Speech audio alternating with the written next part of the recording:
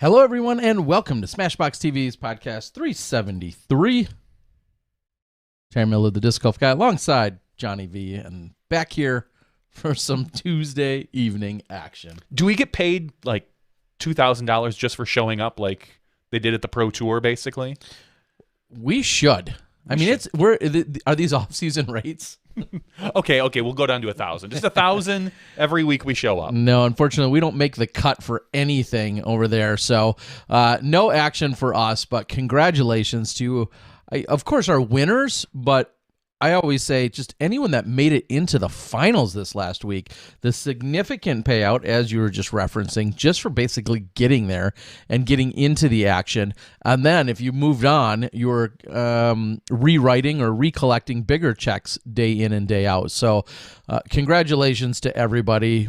Big shout out. We, of course, just had Missy Ganon last week, and Missy Ganon goes back-to-back, takes it down over there at Winthrop, taking down the Throw Pink women's event, and then shows back up the next weekend and also lays the hammer down up in Charlotte. So congratulations to Missy. It's not a bad 2-week pay. No. Picking up, 36,000 in back-to-back weeks? Yeah. Just think, in our lifetime, Johnny, we might see that actually be the norm. I think we will. That's crazy. I think that's crazy talk, man. I think we're more likely to see $6,000 to $10,000 be the norm, probably for like the next 10 years. Well, regardless, and then the finales kind of jump up like that. Either way, or the majors, all getting bigger and more prestigious and crazier every single week. And in just a few moments, we're gonna, of course, have our Disc Golf Pro Tour Championship winner in Nathan Queen. He's going to be joining us here in just a couple of minutes. We ran a very quick 2-second test just before we came on, and as I was saying to him, the fact that he's probably got 1 million people pulling him in 1 million directions. We've seen him perform well. We've seen articles written about him. I've known him and seen him around the tour. Super nice guy that plays really well. But to step onto this stage and to do it in the fashion in which he did. You're talking Smashbox, right? This yes. stage? To step on the Smashbox stage and perform the way he's about to. Yeah, just absolutely incredible.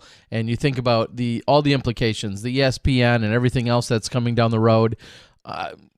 Just the overall, and we're excited. We'll get a few of those details from him as to what else is already in the works. I'm sure he's had some conversations. Thankfully for him, Innova, located just down the road from where he was at. Of course, they're down in the Rock Hill area, and so you think it's like winning on your home turf in a sense that way. You think he swung by after that and just like knocked down the window and waved? Hey guys, are you running those fresh hot stamps yet? He's just making like. Yeah, he's mining things through the window.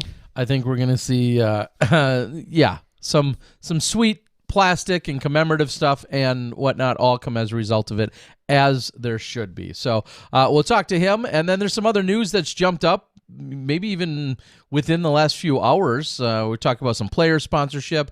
Of course, 'tis the season. One of those being Drew Gibson. We saw a big post from him earlier today. Not a lot of details yet, but. There's been some hirings and some other information that's going on around. I know there's going to be also some open positions. There's a lot of different things going on, but we can get into all that after we speak to the man himself. Don't call me Nate. It's Nathan Queen. How you doing today, buddy? Doing good. Happy to be here with you guys. Thank you. Happy to have you. Yeah, for sure. I'll ask it again. Kind of break down what it's been like over the last 48, 52 hours, whatever it's been. Just break down like some of the emotions that you've either shared or new ones that have come up or some that you have to suppress. What emotionally have you been going through for the last 48 hours or so? Really just trying to process what happened. I'm not sure I've stopped smiling more than 5 or 10 seconds at a time. I've got to talk to a lot of people so many messages from Instagram, Facebook. You know, I've gone through and tried to get all the important ones. I've talked to some people that I haven't talked to in quite a while, which is pretty neat just to hear from them in general, and just still kind of floating around on a cloud over here. You had some obligations, and I know this was talked about earlier in terms of planning for the Pro Tour and ESPN and other things, but you had some obligations that you had to adhere to even on Monday. Is that right? Can you talk a little bit about what you were doing? Yeah, Monday I actually had an interview for the ESPN2 feature that'll be going, I believe, the week of Thanksgiving. So I was actually planning to travel a little bit on Monday, but I stuck around and got to do that interview instead, which is a pretty neat thing. I'll get to be on ESPN2 later this year, and I haven't really thought about saying that before. I was just going to say, how much of a sports fanatic or enthusiast were you as a kid and into your adulthood? How much are you as a sports guy? Definitely a sports guy. I started playing baseball when I was real young.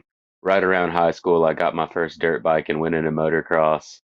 I follow football and baseball nowadays, along with supercross and motocross. Pay pretty close attention. Not like super stat man or anything like that, but I know most names and things like that. So I enjoy following sports, and it'll be neat to be a little bit of a part of that now. I mean, as we move forward generationally, if that's the word, ESPN obviously has always been the staple. It's the gold standard of how and where official sports are highlighted, consumed, and talked about. Literally, 24 hours a day on the channel. I wonder if in 10 or 15 or 30 years it's going to be as impactful, just because cable and all that kind of stuff is continuing to change. But what I love hearing from you is ESPN and ESPN2 and that overarching concept that's meaningful to you as someone that grew up with it, that experienced it, watched it, followed various sports. ESPN is meaningful to you.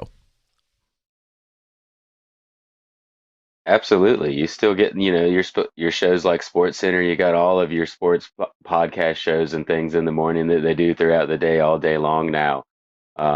For the disc golf world to be able to jump into that, just the beginning of jumping into that, and I'm going to be a part of that is, like you said, it really does. It's a very sweet thing.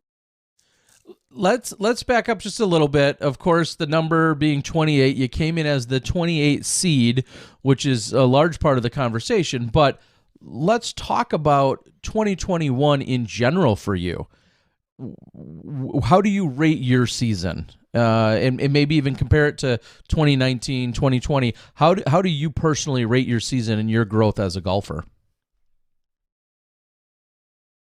I'm not real sure how to rate 2020 with that. I didn't quite get the full touring season, but compared to 2019, I don't feel like I played as well overall. 2019 was my rookie year out on tour, and it took me a little while to get going, but I was still able to make a couple big splashes and make some lead cards and whatnot. This year, I had a couple good finishes where I was up around the top 10. I did get at a lot of the Disc Golf Pro Tour Silver Series events where I got some top fives. Um, but the Elite Series events, there wasn't ever really that point where I was up there on those lead or chase card where I expect myself to be at. So it was not exactly what I wanted. I still did pretty well overall. I cashed at most events, but not quite what I was looking for this year. What would you say is your biggest challenge, biggest opportunity, weakness, however we want to flower that up? But what would you say you feel like, hey, here's where I know I can improve and pick up strokes or move up in the ranks? What are some of the things that you feel like you need to work on? Putting consistency. Sometimes I feel like I can't miss. Sometimes it feels like it's not going to go in. So I think that's kind of the main thing. The right to left moving shot with the correct spin on it also. So or I could just say lefty forehand isn't isn't all that great. And the last time that I tried to work on it some more, I had a little bit of pain in the elbow. Um, so we'll see kind of what comes of that. I've joked around this year about maybe trying to work on a righty backhand. I've thrown some frisbees right-handed before, and I have a decent amount of accuracy just playing catch and whatnot, and feel pretty comfortable throwing it. So I may try to dabble in that a little bit this off season, but mainly just consistent putting. Uh, Hearing you say that, everybody else would be thinking you're crazy. What are you talking about? I mean, what we saw from you all weekend long, every time there was a camera on you, I feel like we can only count a couple of times your putter hit the ground. And so there were a few close calls though that second round. Yeah. There were two good basket hugs that I think you kind of were like, thanks, buddy. Yeah, thank you, basket. Yeah, but I'll take it. Did the basket at any point just look enormous to you, or what? Like, what was clicking for you this weekend? And then, of course, you know how you're going to repeat that. But what was clicking for you this weekend with the putter? With the putter, the first round on hole 2, I had a circle 2 putt, and I hit the top of the cage where it's not really hitting the front of the cage and falling. It kind of bounces off the top of the cage and comes back, which is my least favorite thing in the world. It's about half an inch short. And I did that on hole 2 the first round, and turned around, and one of the flag banners was waving in my face, and I just kind of let it cover up my face for a minute, and I was able to, just tell myself, this is not the week for you to miss that way. This is, you have to give these putts a chance no matter what. And just sometimes that first miss can get you going a little bit, and that kind of helped me out that first round with those circle 2 putts for sure. When you came into the week, were you telling yourself, yeah, I've got this, I can hang with these guys, I can take these guys down? And if so, what was that game plan? Absolutely. I was telling myself that. It was 28 seed. I know that I don't want to tie with anybody. I only have 4 people behind me that I'm going to beat in a tie. So game plan was start each day fresh and shoot the hot round, pretty much just attack. Now, so many people, and I think I know the obvious answer, but so many people were worked up over the fact that your picks in the UDisc brackets, you were pick 0 to win, and then everyone's like, yeah, but didn't he pick himself? Is it fair to say that you simply didn't participate? Is that the obvious answer? Yeah, I didn't even. I mean, I knew that there was a bracket system, but I never looked at it once. I never knew who picked who. Never knew any of it until everybody started talking about it. Okay. It's so funny that's where everybody, I feel like immediately, I had this conversation online today, just immediately everyone's like, but how did he not pick himself? That's crazy. And I'd be surprised if many pros even pick brackets. I said that verbatim. Just in general. I mean, that's not, why would you put any of those solutions in your head as a concept, as a professional athlete? Like, yeah, I'm going to pick myself all the way, but who do I pick? Germ or Yuli, And then you might be thinking about that during the round. Why even put that in your head? Yeah. So needless to say, you weren't worried about winning a belt. No, definitely not. Kind of like what he was saying. It never even crossed my mind to fill something out. Yeah, and I'll follow that. And one more step to that, I thought, okay, well, is there awkwardness? Let's say, Nathan, you pick a bracket, and you pick, this guy taking 3rd and this person taking 4th, but one of your good friends you don't even have in your bracket, and they may be on your team or they may not be, and then and then all of a sudden it's posted like Nathan Queen's bracket was spot on, and then they post who you had picked, and it's like, well, that's awkward. Like, one of your friends is like, dude, you didn't pick me. Like, it's just, I feel like I don't see you guys doing it. It's great for fans. I can imagine you guys aren't too worried about playing. Yeah, from the inside, I didn't hear another player that I played with talk about filling out a bracket either. So I'm not sure many of us did, if any of us did. Do you feel like, had that been announced before even first round tee off, that you weren't picked by anyone, versus hearing it more so probably by your third-ish round, maybe even the fourth round, do you feel like that would have fueled you or impacted you in any way?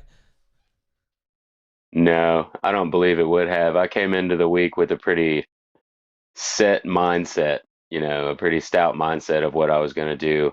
Who I played with didn't matter. What they were doing didn't matter. I was there to do what I was there to do. So all that stuff on the outside, besides the fan energy that was around, didn't really affect me a whole lot.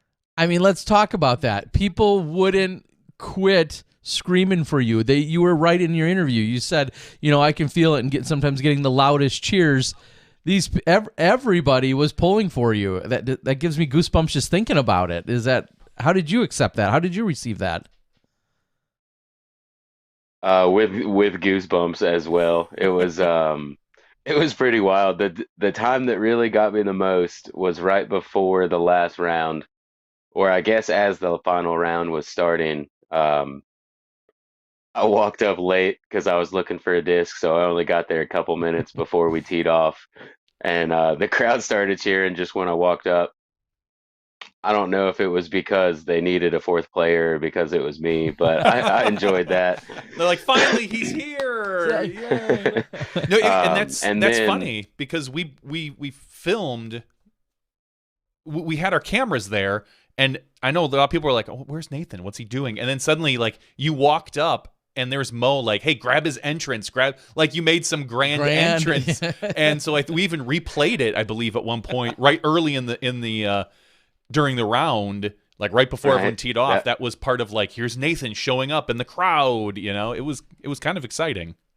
Right. Well, I'm glad it was exciting, but it wasn't planned. I was down a frisbee at that point. Um, but yeah, one of the moment I noticed that the crowd, even though I noticed it throughout the other three rounds, that final round when Dave George was out there announcing our tee off, um, Paul Macbeth, Adam Hammis, Drew Gibson, and then myself. And between the four of us players there, with a five-time world champ there, I got the loudest cheers before anybody even threw. And from that point, it was almost just like goosebumps for the round, you know. Talk about holes 1 and 2 in very different ways are demanding, and I would have to say nerve-wracking, but demanding. One, they play different. So I'll let you explain. What are you thinking when you're lining up a tee shot on 1, and then explain to what you're thinking when you line up your tee shot on 2? Lining up the tee shot on 1, hit the first part of the gap, and then as a left-handed backhand, it's probably going to fade off to the right. So I'm really just looking for a circle 2 putt, and if something better happens, then that's pretty cool. And I was able to hit the gap for the most part on hole 1, all 4 rounds. Going into hole 2, now that's a new tee pad for me. I'm not sure if it was there or not last year. So yeah, new tee pad for everybody there. Still, you've got to hit that gap right away. That's kind of the first thought that you have. But securing a spot on the island is a bit, it makes it feel different than hole 1, because if you miss hole 1, you possibly have that chance to scramble for a par. But if you miss hole 2, it's bogey at best, and it's not necessarily a bogey for sure when you're still 260 feet away. So really just try to get it on the island, and don't feel bad about a par if you do get one, because most people probably didn't. There was a lot of conversation, mostly off air, actually, with me, Nate Sexton, and Nate Doss, and not in a negative way, but Nate Sexton really emphasized just how challenging he thought and punishing that tee shot is. I mean, normally when we see an island hole, it's like, oh, it's 210 or it's 260 downhill at hole 17 at Winthrop, or it's 300 feet but wide open and super easy, probably even downhill. This thing is 340 with a tunnel shot. Is that the toughest island green you've ever played to? It probably is because it's 310 to clear the wall, but if you throw it 340 to the pin, you're going to slide on the pine straw OB long. If you throw it right, you're going to slide on the pine straw and go OB right. If you throw it down the middle, you could hit a tree on the island and kick OB short. So it's just there's so many different things that could go wrong there once you even hit that gap that's tough to hit in the first place. So maybe the last question on it is, do you like the hole? It's good for a championship course, yes. I do believe it's a fair test. You can get your bogey, which if you mess up a tee shot, I feel like sometimes you deserve a bogey. So Mm-hmm. I do think it's a fair hole for a championship level course. Yeah, I mean, you're essentially guaranteed, barring a throw in, you're guaranteed at best a bogey, when you do hit OB. I wonder, and again, this is playing off of Nate Sexton, I wonder if they didn't make the area short, as in like the tunnel of trees, if they didn't make that OB, you hit, if it would actually be more punishing or not. So you hit first available or one of the early trees and you land there, and then you still have to try and scramble from there. Obviously, depending on how bad your kick is, you may be pitching up to the water's edge to then throw over if you're out of position. I just thought that would be an interesting way to maybe have that hole go instead. But either way, it looked tough. Yeah, I think there's probably a couple different ways to play it. That could definitely bring a lot of those trees to play that are on the normal hole 2 for the Hornet's Nest. That what we throw through, there's a hole that goes opposite way that's normally hole 2, and that'll bring all those trees into play if that was in bounds. Now, Or go ahead. I was going to say, or instead of having that progressive drop zone, maybe some of those shots that do make it to the island and then slip out could go to the drop zone on the island and have that 60-foot or 50-foot putt for par, maybe, because they were able to navigate that gap off the tee. Yeah, I personally, and I know we don't want to harp on one particular hole too much, I liked last year's drop zone. You could make a run at it, maybe make it even a little longer. I think last year it was about 40 feet, the drop zone, maybe 45 feet, maybe make it 50 or 60, but not take a second shot over the water personally. So that was my take. Some people have talked about the course and how it's set up, and I'm sure you've dealt with this your entire career. Well, it's a lefty hole, or whatever they may say, and someone else, I can't remember who sent a tweet recently saying like, "Hey, walking up to a hole that does favor a lefty, like we shouldn't rejoice. Like it should be relatively even with all the other holes, but we almost rejoice or make a big deal of it." But my question would be, does this set up well for a lefty backhand thrower? Do you feel like the course does, or if somebody wanted to make that argument, what would you say to them? My perspective on that is it really depends on the lefty backhand thrower. For pretty much all of the holes that are kind of that situation, I like to throw hyzer flip shots, which play well in the woods, kind of whichever shape you're trying to throw. You want the disc to be smaller, hyzer flip to stand up, just kind of plays well for wooded shots. So for me, it plays well. Even those holes that move right to left, I'm able to throw those hyzer flip shots or those hyzer stand up shots and have the control to land it at a slower speed where it doesn't flare off somewhere. So it just, if you throw hyzers lefty backhand, you're probably not going to do that well out there. But if you have the control to throw the hyzer stand ups and the hyzer flips, then it can play to your strengths.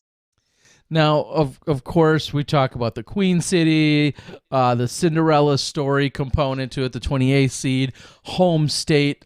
Clarify for everyone that you're not typically down there playing. You're from a different part, and how familiar are you with Hornet's Nest? But give us a little background about where you grew up and where you started playing and what you would consider your home area for golf.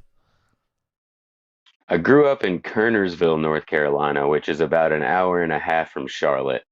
But while I was here, I didn't really play all that much. I moved to New Bern, North Carolina, which is close to the coast and more 4.5 or 5 hours away from Charlotte. That's where I started playing disc golf a lot. And before the Tour Championship, or before Carolina Clash, which is also played at Hornets Nest in 2019, I probably only had two, maybe three rounds there. And one was right before they redesigned it. So it was the old layout. So really not as much hometown as far as course advantage, I would say. I had Carolina Clash was 3 rounds, so I got 3 rounds on it there, and then I got eliminated the first round of the Pro Tour in 2019. So 4 tournament rounds on it and a few practice rounds. Other than that, And no. and maybe this is a little bit the media's fault, but everyone's like, "Oh, he's from North Carolina, like this is his home area," and it's like, no, most states are relatively large, and just because you come from one spot in the state doesn't mean that you're intimately familiar with every single course, or nor did you necessarily grow up and played the Charlotte courses in and out every single weekend. And I think it's just funny how we kind of always jump to that initial Still reaction. the hometown boy, though. Yeah, sure. Yeah, you still represent North Carolina, but Yeah, I think Charlotte is kind of first on everybody's mind when you say North Carolina, just because of Hornets Nest in the championship the last few years, plus the 14 to 15 other courses within an hour surrounding the area. So it's kind of fair that most people jump to Charlotte, but for me, I'm about an hour and a half away. So all right. A little bit about the tournament. You were relatively comfortable in most rounds going into the end of the round, other than the third round, where you had to birdie hole 18 to get past Kyle Klein, Ganon Burr.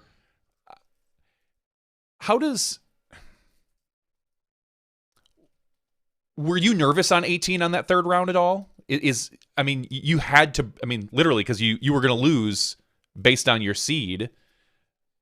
How did you feel going into that third round, final 18? um, that basically I just felt like I needed this shot. I'm not sure that nerves is the right word. I definitely had a little bit of extra emotion going on inside, knowing that that was probably the biggest shot that I've had to take in my career so far. Knowing that I had to absolutely get the birdie, otherwise I was going to go home and not get a chance to compete in the Final Four and for that $30,000 check. Um, so just incredible intensity, I would say, is kind of what I was feeling. You had some pretty good luck. I won't say good luck. You had some pretty nice shots earlier on 18. Round one, you threw in from the bushes from about, was it 90 Yeah. feet or so? Nice little, hmm nose up kind of flutter shot that landed in. And then was it the second round then as well? You were almost in the exact same spot and missed it though. I wasn't too far away. It was a little more difficult, and I didn't during the second round. That first round, I thought I needed it. Not everybody was done. I was one of the first cards in. I figured I was going to need to shoot six. That five might knock me out. So I tried to throw it in. That second round, I was a little more comfortable. I didn't really run it as hard. That was one thing that also and I give a lot of credit to the Nates. They're obviously smart when it comes to this disc golf stuff.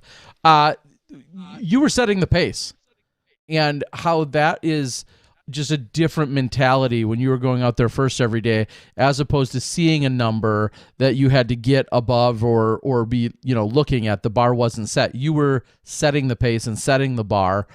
Do you feel like you would have played or reacted or put different pressures had it been any other scenario where maybe you were one of the cards that went out later in the day?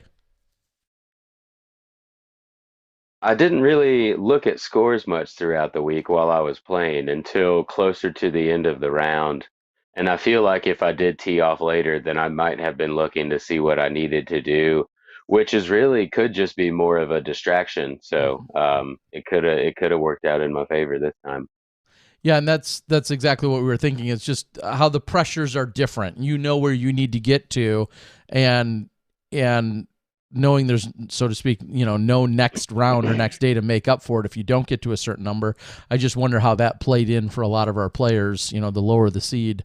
Is there anything with regard to the format that you absolutely loved or dislike or hate or would like to double down on? Just give us your thoughts on the overall format of the championship weekend. I think I enjoy it. It's definitely a different format. I'm not sure if I have much that I could say I'd like to change on it. Being the 28 seed, you don't like ties pushing you out. You kind of maybe push for that playoff.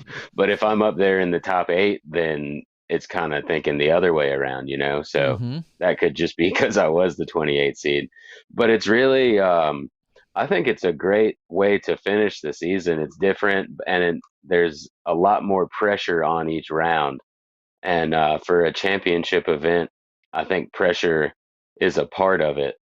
And to be able to have to go out there and have that pressure each day, to know that if you don't shoot a good round, the next day you don't have that chance to come back by shooting the hot round, just puts that much more pressure on each round. And that's a pretty good way to crown a champion. Yeah, it's unique, and one of the conversations that does come from it, and you just touched on it. I thought maybe we talk about it later, but I'd love your thoughts because of your seeding. One piece of feedback that was echoed or heard that got back to me, at least, was they'd love to see playoffs for those ties. And right now, and from day one on the Pro Tour back to 2016, the tour points have always mattered, and they've come into play at these tiebreaker, scenarios. My response is, well, yeah, if you're a low seed, you think that tiebreaker sucks, and if you're a high seed, you're like, yeah, this sounds good to me. So I guess I'd ask you, would you like to see that rule changed? I mean, you got over it this year, but would you like to see that rule changed? Would you like to see a playoff instead if it got to that point? I don't know that it needs to change, but I'm not sure it would be a bad change either. It could bring some more excitement to it. You had Raven Newsom get kicked out the first day with a 3 down that would have been a playoff. And, just having a playoff in the championship, even if it's not for the win, brings a little bit more excitement to it, and a different level, of event for people to watch. But either, I don't think it needs to change, but it definitely could be tested out and kind of see how it works. We'll change it a little in the future when you get higher seeded, and then yeah, when you're a 4 seed, you're like, yeah. No, I actually like it. I don't think there needs to be a playoff until the final round. I think once you go to the final round, I wouldn't want to see a seed determine a true champion. But rounds 1 through 3, personally, I think I think that the points matter, your season matters, getting in, because you had to play. I don't know if you had to, but you chose to play a few Silver Series events, which helped your positioning. I don't know where you would have been without those in here, if you would have made it or not. But yeah, I mean, playing those Silver Series events, I mean, got you bumped up in there. Is that true? Yeah, like you said, I'm not exactly sure how many points I got from that. I know it didn't seem to be as many as I thought it was going to be. Because it's a quarter of the points that you get from the Elite Series events. So I think I had 4 places in a second. So that should put me up there and around the 4th place points or so for one of the events. So I imagine that did give me enough points to get in. I think I had 26 or so before I was down to the 33rd seed, but that's just a guess right there. Yeah, I'm not exactly sure. Yeah, and I'll just put my stamp on that conversation to end it with regard to, I love it. I think it rewards you playing extra events where you went and picked up a few extra points, someone that might have skipped a Silver Series and then therefore missed out on points. It continues to reward consistency for attending the events and as many as possible and to get as many points as you can.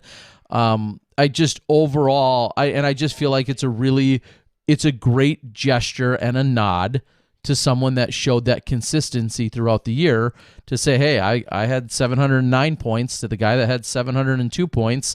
Yeah. And so you get that nod, come that tiebreaker. And I think it really adds a really fun element with regard to the format and the placing of saying, hey, I just need to tie this guy. It's basically a stroke. Yeah. It gives you an extra stroke. That's what those things do. I'm not playing, clearly. We're just sitting here talking about it, but I am a big fan of it coming into play at that point. I love it. I think it's great. So Charlotte's course, was it Charlotte's Web? Is that what this one is? Or It's Hornet's Nest, but they call it it the web course. They've got a few different configurations, a few different names. I've heard it called a few different things. Everybody was kind of talking about how the back nine on this course was much less birdieable, and you need to get all your birdies on the front nine. But that final round, we watched you and Drew possibly put on the most exciting 9 holes of golf I can imagine in at least the last few years, maybe since the Ricky Paul battle from a few years ago, because you hit 3 right around the edge circle putts. Drew knocked in, I don't know, about 250 feet worth of putts. every time that turned around, he was throwing one in. Was that at all frustrating for you, or was it? You seem to be a pretty jovial guy on the course and you're congratulating people, or is it more exciting for you to watch that? Or is it more stressful thinking, come on, dude, I'm trying to shake you? Pretty exciting for me, really. I enjoy watching good golf, and when you're playing with good players, you get to watch good golf. It's not often you get to see somebody make 4 or 5 90-footers or 4 or 5 putts outside of circle 2 during a single round. So no, him making those putts never really affected the way that I was playing or the way that I was thinking about what I was doing. I remember throwing my arms up on hole 16 just because I was like, are you serious? You really are going to keep doing this? But yeah, it was just incredible to watch. Most of the time, if somebody's doing something like that, then they've got, they're out front.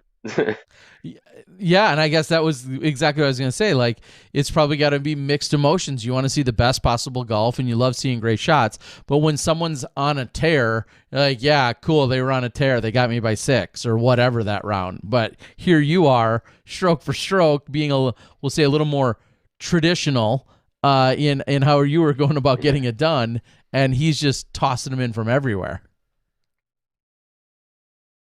Yeah, it was I'll still always take the traditional, like that's cool stuff, but I'll take the traditional. I have to imagine that excitement, and obviously as we can see, Drew went birdie, birdie, bogey, birdie, birdie. That excitement has to wear on you at some point. If you keep hitting these 50 and 60, 70 footers, at some point your adrenaline's going to drop off. So going into hole 18, it was short of a Drew Gibson ace. You had this pretty well locked up. You had played 18 pretty well most of the day. You threw a phenomenal drive on 18 to put you at circle's edge, and then ended up, thankfully, being able to lay up. At what point on 18 did it sink in for you? Like, you gave a phenomenal exclamation after your drive. It was one of the best celebrations I've seen in a long time. Is that when it sunk in, or maybe when you're walking down the fairway? Honestly, it was a little before my drive, because I played hole 17 with Drew getting the birdie and me getting the par. I hadn't been looking at scores, and in my head, I had 1 stroke on Drew going into the last hole. So I've already had a couple people ask me this. That moment I was crouched down looking at my phone, and Paul crouched down right beside me. They've asked me what he was saying to me, and he said, I think you're good unless Drew aces. And that was kind of when I found out that I had 2 strokes rather than 1.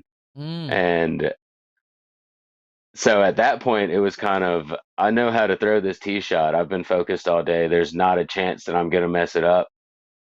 Just throw your wraith like you always do. So it sounds kind of weird to say, but I kind of knew before I even teed off on 18 that I had handled it.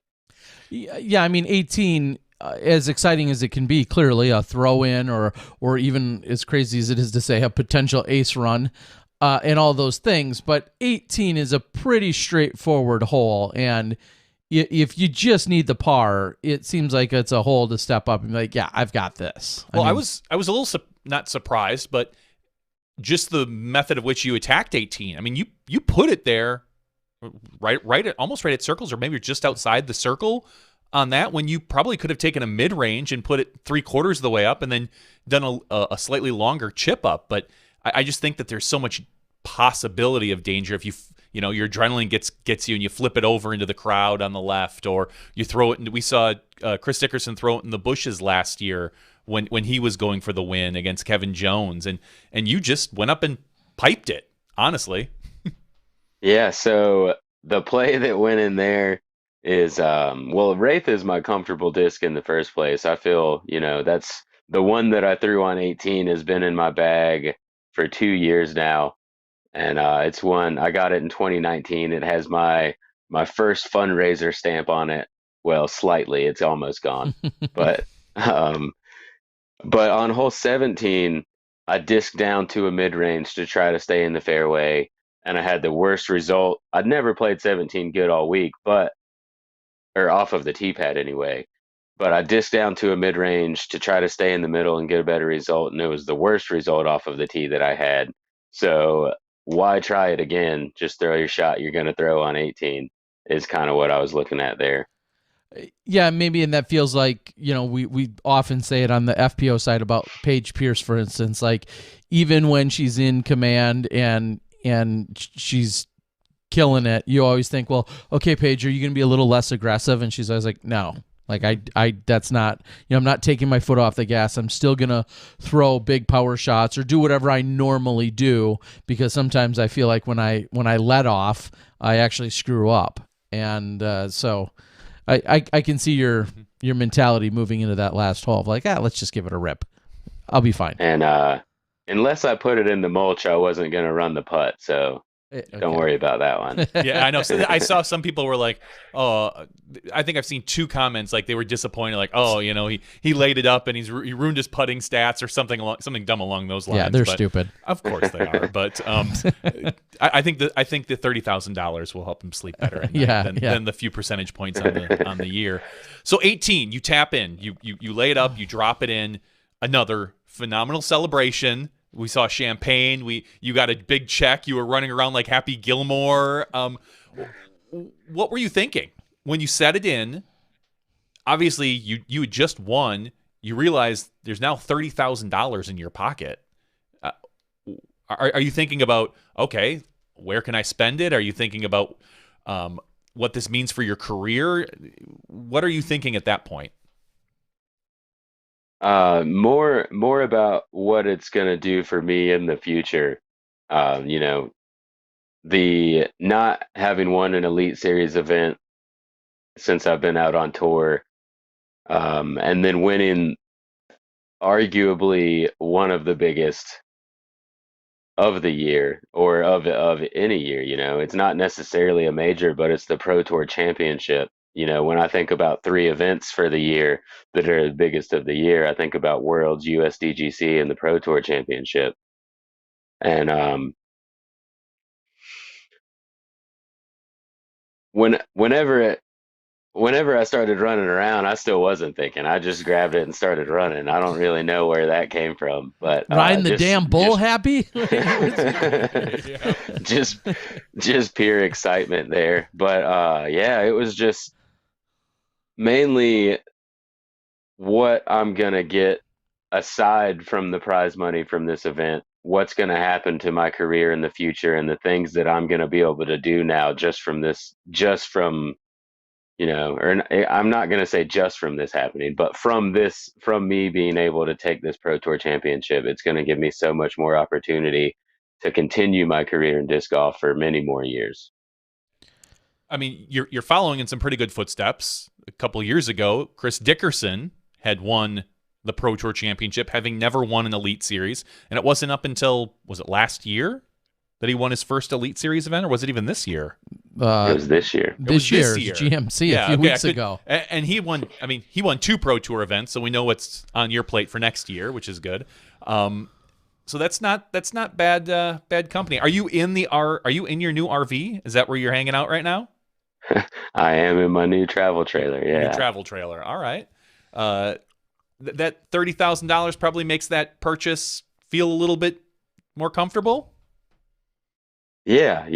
Like I said in the interview, I spent all of the money before the event started, so I pretty much wiped it out. I bought it all. Bought it all. I didn't finance it or anything, so pretty much just I kind of did it backwards. Instead of winning it and spending it, I spent it and then won it back. So that's called confidence. Confidence. You bet on yourself and you bet correctly. That's what I'm hearing.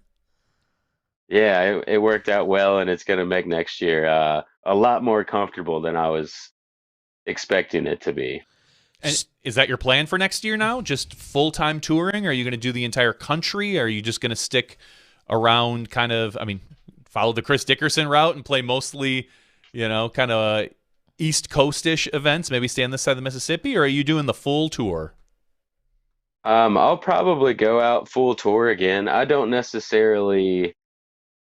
When I was in the RV, I didn't enjoy going to California. It's a lot of vehicle to have in small spaces. And same thing, I've got a truck and a trailer now. I don't believe, in my opinion, Stockton is not the place to take your home and leave it for a week. And I don't think we should be expected to do that, if I'm going to be truly honest about it. So I'll probably skip out on California, but I played a couple A-tiers up in Washington that I really enjoyed this year. I'll probably try to make it back up there. Hopefully, if the scheduling works out, I'll be able to do that while the tour's in Cali, and then meet back up after that. Speaking of which, obviously we've seen the Pro Tour and the National Tour all become one, and the schedule is out for what we're going to see, and majors have been released and all that other stuff. How does the tour set up for you? I mean, and I know you just kind of touched on it with regard to California, which makes a lot of sense, but in general, how does the tour bode for you? Is it pretty much exactly what you'd be looking for? Yeah, they did. It seems like they did pretty well with not having us go back and forth too much. I'd like to see the Silver Series and the A-tier events to kind of see what the fill-in spots are, because I am one of the players that likes to play more events. I've already played 33 or 34 this year and have 5 or more so to go. But other than Vegas is kind of hard for me to get to. Living in North Carolina, it's kind of hard to do Vegas and then straight back to Texas.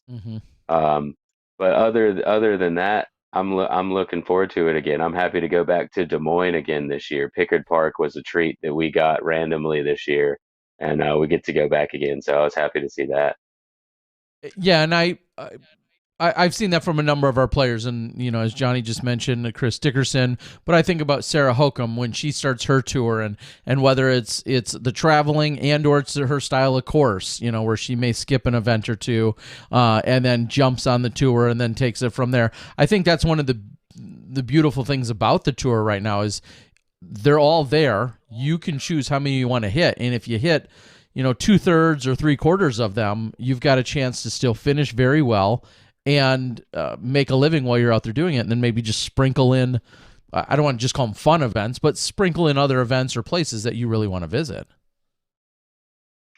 Yeah, that's one of the things I'd like to do again this year as well, is maybe hit some of the A-tiers in some states that I haven't played in yet. I haven't actually made a list, but if I went back and thought about it, I'd be able to do so, is go through and see what states I've played in. It'd be pretty neat to hit some more and start getting all 50 of them. And eventually I would like to get out and travel to Europe and, get out of the country a little bit as well. You talked about what this means for your future. What do you feel like it means for your future? This win, like what do you hope comes of this win now and this extra security? Well, the extra security is a big part of what's going to come with the win. But it's just I went through over so many things this morning in my head, and with one of my friends here in North Carolina, also on the ambassador team for Innova, DJ Heck Yeah, or Brian Short. We talked about quite a few things this morning. And it really just the longevity that I'll be able to have in the sport grows once you've accomplished an elite win or a monumental win like this. It gets your name out there where you don't necessarily have to be at every event and in the top at every event to be relevant. It just it the opportunity, I can't say exactly what all opportunities I'll have from it, but they've already started pouring in, and it just feels like it's gonna continue for a little while. And as long as I manage that well and use the opportunities to my advantage, then it's gonna keep me where I can just play disc golf and keep throwing plastic in the woods for a while. I have to ask two things. One, we always, after these big wins, did you just swing over to the Innova plant, knock on the window, and be like, "Hey guys, are we gonna see? Are you stamping my stuff yet? Are we gonna see some signature wraiths, some special ones?" I guess we'll find out, right? Oh, that's a yes. Thanks. Yeah. Okay. Commemorative race, because you have the Tour Series. Yeah, you already race. have the Tour Series. That's what every pro says. We'll see, and that's always a yes. The second question is, I mean, other people are asking it. Do you feel like this earns you a promotion on the Innova team? I think you are currently on the champion team. I'm on the champion team now. Yeah. Yep. Will there be talks about the star team? There will be talks, and it could earn myself a spot on the star team. It's definitely a monumental win. I have high expectations for myself, so the rest of the year doesn't necessarily warrant that. However, this is, this for the rest of my life, people can announce me as the 2021 Disc Golf Pro Tour champion, and that has a lot of weight to it. So there's not many of them. No, not yet. It's awesome, and it's funny. Just as you were saying that, and this is all in a positive way, but it becomes a little bit confusing and a mouthful to just make the distinction of like your tour points champion as opposed to the tour event champion. And I know you don't care. You're collecting the title regardless. But do you feel like that's going to be at all difficult, or if it even matters to explain it if somebody no one cares asks about the points champion? I don't know. I think they so. do. I don't think they do. Personally, I was kind of on what he said there. You don't really hear people talk about the points champion too much. I'm not really sure who won it the past 3 years. Sure. That's just the points help you out to get to the event, but once you get to the event, the champion comes from there. Okay.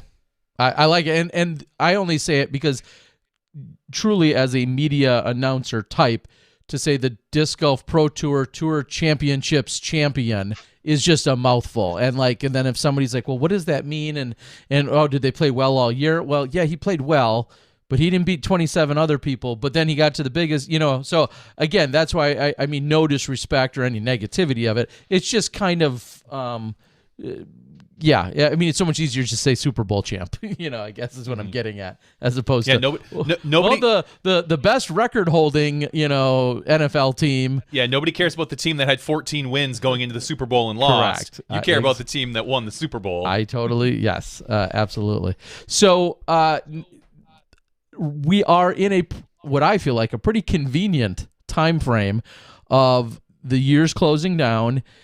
And naturally, we've gotten far more aggressive and more professional and more detailed and more expensive. We are talking about negotiations, contracts, sponsorships, endorsements, all of those things.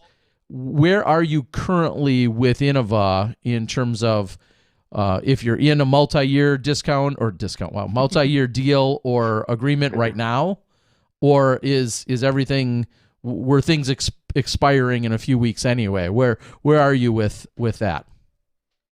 This year was a 1 year deal, and we'll be talking about next year within the next few weeks or so. We haven't really brought up, or next year and beyond, I should say, in the next few weeks or so. But yeah, up to this point, it's just been 1 year deals. Okay, so I heard you're like, damn, my timing's just right. I heard lifetime deals are the thing now. Isn't it actually? Yeah. Wasn't it? I think it was Dickerson that was right on the cusp of his deal when he won his first Pro Tour championship as well. So again, there's that parallel. Definitely doesn't hurt.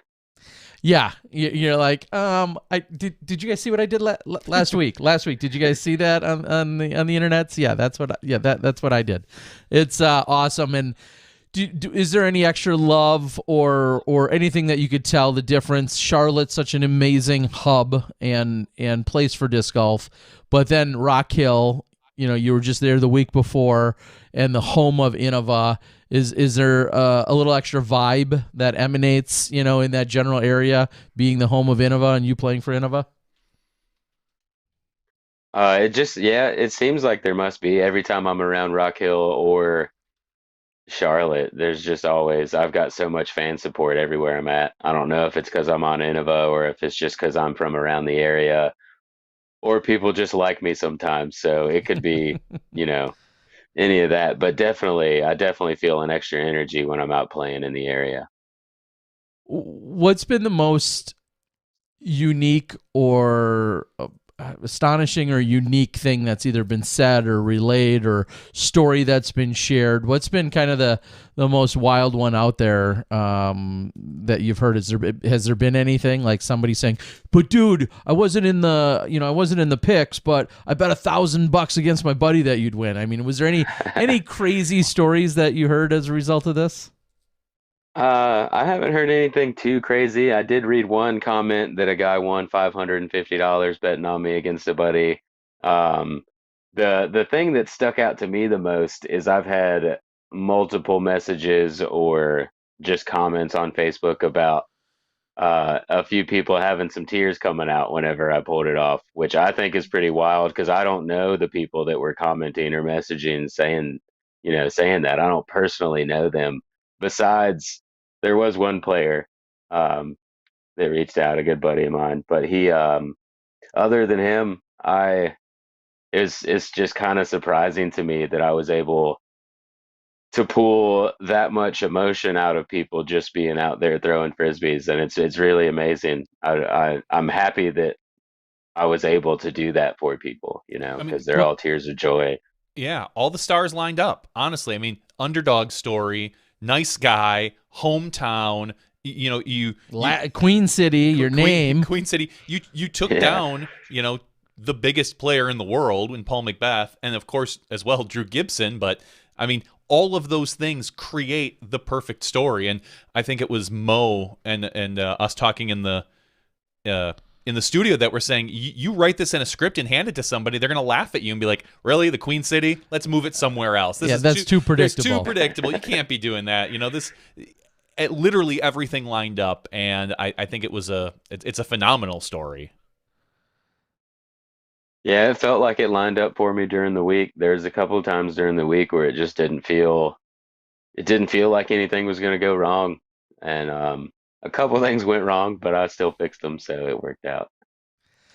Yeah, and as you're saying, that emotion and everything that Johnny just said about it all culminating, and I think people see and can relate to the stories, and of course, I mean, you just became the idol of so many players or young kids and young fans, and you expanded your fan base. I mean, just making so many people proud, really, is the best possible word there. Just it was incredible to see, and you pulled off what seemed to be just almost the impossible. Like, how do you get past those guys who you Every typically day. don't beat? How do you get past him every single day? Because everyone looks at you like, oh yeah, he's the 28th seed. I mean, oh look, he made it to day 2. Well, he made it to day 3. Holy crap, he won day 4. There's no way he could pull this off, right? I mean, and I'll be 100% honest with you. A buddy had said that you were going to take this. I'm like, I don't know, man. Like, I don't see that happening. And I of course, again, if you're just playing odds, I mean, I love you, but if you're just playing like stats and numbers and 10 years of Macbeth making, like you know. Yeah, I can't really say I blame everybody for not having any picks. I mean, I said myself I didn't meet my expectations for the year, so if other people are watching that as well, why should they pick me to win? They'll pick you next year. Yep. Right. I was gonna say I know I can play well in the woods, so with that, I was happy to. Sorry, I was just gonna say you can play well in the woods. I was just gonna follow it up with, what's your favorite course and least? What are your favorite and your least favorite courses on the tour? It's probably not my least favorite course on the tour, but I'll go ahead and say it just because it backs up the other course and it's most recent in my mind. One of my favorites is going to be Brewster Ridge at GMC, and one of my least favorites is going to be Fox Run at GMC. I saw that coming. Then you set that up well. Yep. Yeah. It just this year, something about it struck me wrong out there at Fox Run. I wasn't able to make my lefty backhand work all that well. There was a lot of shots that seemed like they needed to go the other way, and it wasn't quite working out. But Brewster Ridge, on the other hand, is just an incredible track in the woods. You've got to hit your line. You've got to hit your landing zones, and just super fun to play. It makes perfect sense then, as that event then is accomplishing exactly what they want by offering those two very distinct challenges that are out there with those two different courses. Do you have a favorite? Speaking of favorites, do you have a favorite shot from the weekend, whether it's yours or somebody else's that you saw? I mean, something that just made you like, yeah, that was awesome. I had two that came to mind right away. The first one would have to be my second shot on hole 8, right after I told everybody in the crowd that my name was Nathan. I parked it, just absolutely parked it, and that was tell them what my name is and then park it right in front of them. They better call me Nathan from then on. And during the final round, my tee shot on 16. That's the first time during that round that I really truly released all that energy that was inside of me and let out a pretty big yell. I hit that gap all 4 rounds and put it inside the circle. I knew that I threw that one well enough that it should get around those trees on the left side. I didn't know exactly where it landed, but I knew that I threw it where I needed to, and that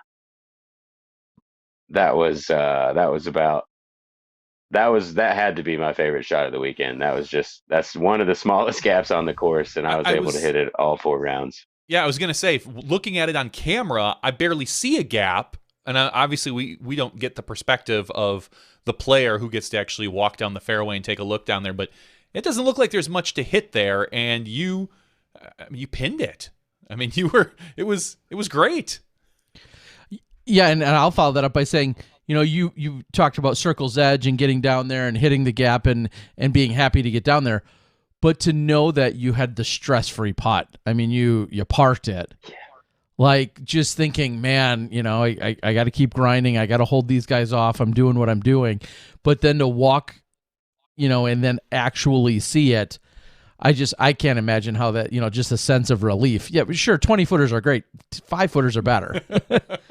Yeah. If I remember walking over the hill and kind of peeking around the corner, and when I saw it, I started jumping around. I was definitely pretty excited. Jumping around, that's how my legs started bouncing around. I had to sit down on my stool and try to calm myself down for a minute because I had a couple holes left. But you're one of my favorite players to film now in general, because we know that we can always go to you with some sort of reaction, whether it's contemplation or excitement, or I mean, you don't really hide what you're feeling on the course very much. So it was very easy for us to always, all right, let's do camera 2 for the catch. All right, we're going back to Nathan. We're going to watch what he does. He's celebrating. Oh, he's squatting down and thinking, or, you know, it was a lot of fun to be able to film you. Well, and speaking of that fun, then let's back up to a few basics. And there was clearly some confusion in the booth. I'm sure everybody told you about it. There was clearly some confusion with regard to your hand gestures. And there was some guessing and postulating. I'm not going to say I was smart by just not saying anything, but I didn't say anything.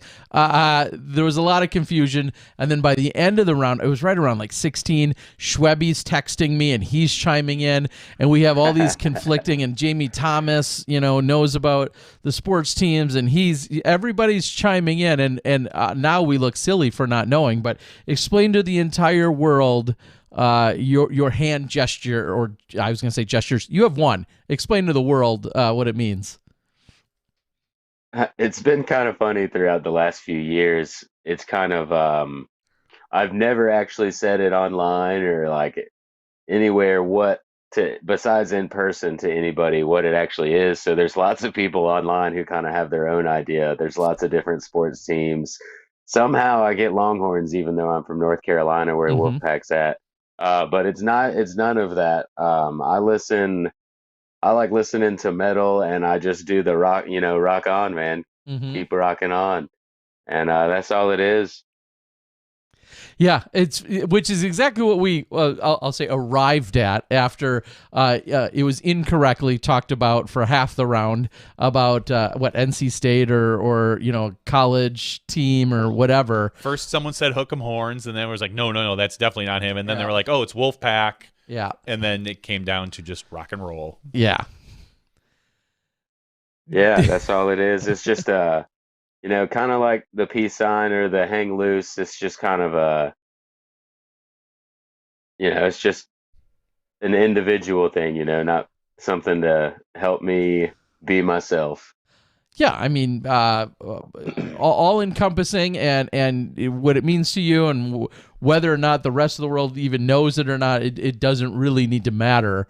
I think I was just looking for the clarification so that the whole world knows, because there was so much back and forth about it. And the last thing you want to do is represent it incorrectly. Yeah, I liked it better when it was a mystery. No, see, I don't want to represent it incorrectly, because then I feel like we're doing you a disservice, or doing you or your personality or your brand or whatever. I feel like then it's a disservice if it's like, yeah, that actually, I don't know, it's a 3-pointed star that he praises or something. Like, you just don't want to do something wrong. And so I think it's good for the world to know. And then let's also then make that clarification. You just touched on it. It was such a moment when you turned to the crowd and you said, hey, well, you guys, everything's quiet for a moment. It's Nathan. First of all, I loved it.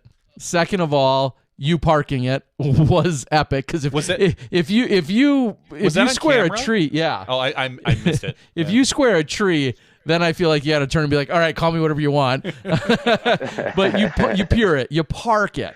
So the question within all this rambling is, have you always been a quote unquote hard Nathan in that, like, and where does that come from? Yes, I have always been a Nathan. Or really, it's just not Nate. I don't mind if people call me Queen or Queenie. Like, I've gotten lots of different, or not lots of different, because I kind of scare people when I tell them not to call me Nate. But I've always been, I just don't like the way that Nate sounds. And I don't want a sound that I don't like to be what I'm called.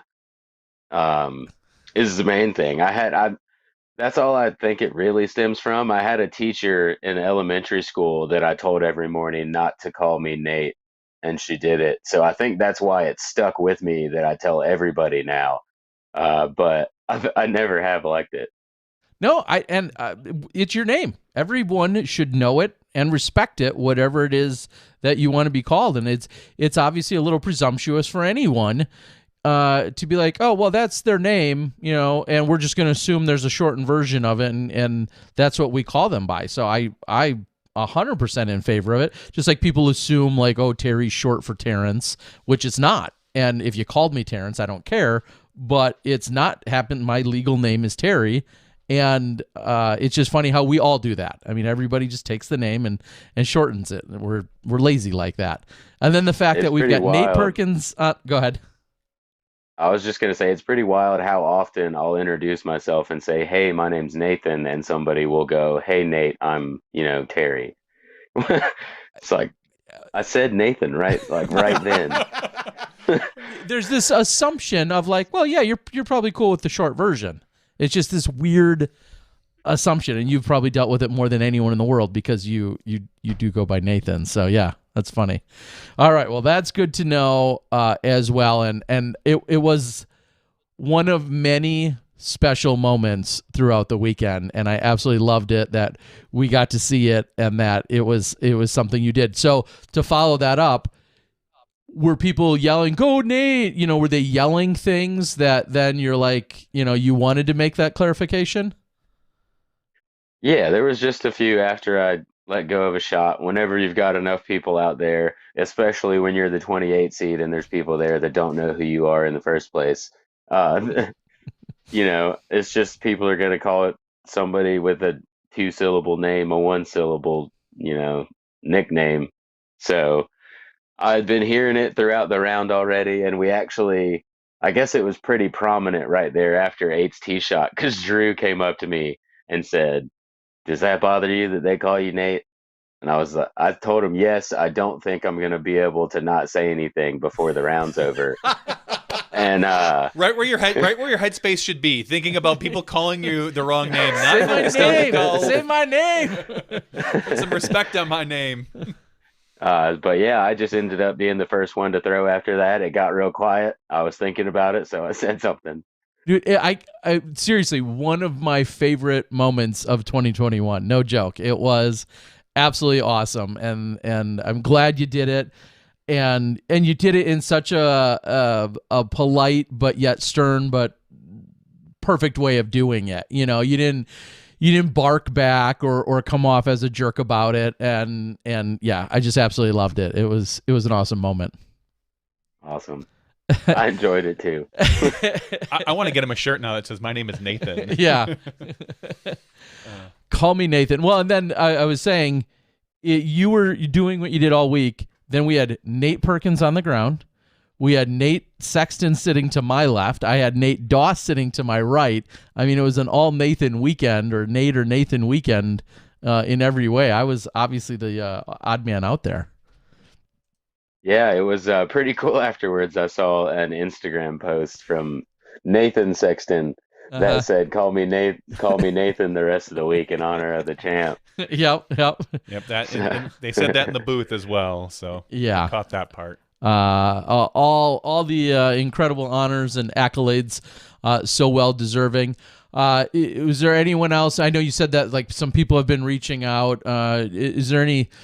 I don't need the specifics, but was there any really intimate or powerful conversations with anyone else? Maybe the first person to ever hand you a disc, or your parents, or your significant other. Any conversations that you had that were even more impactful than you thought they'd be?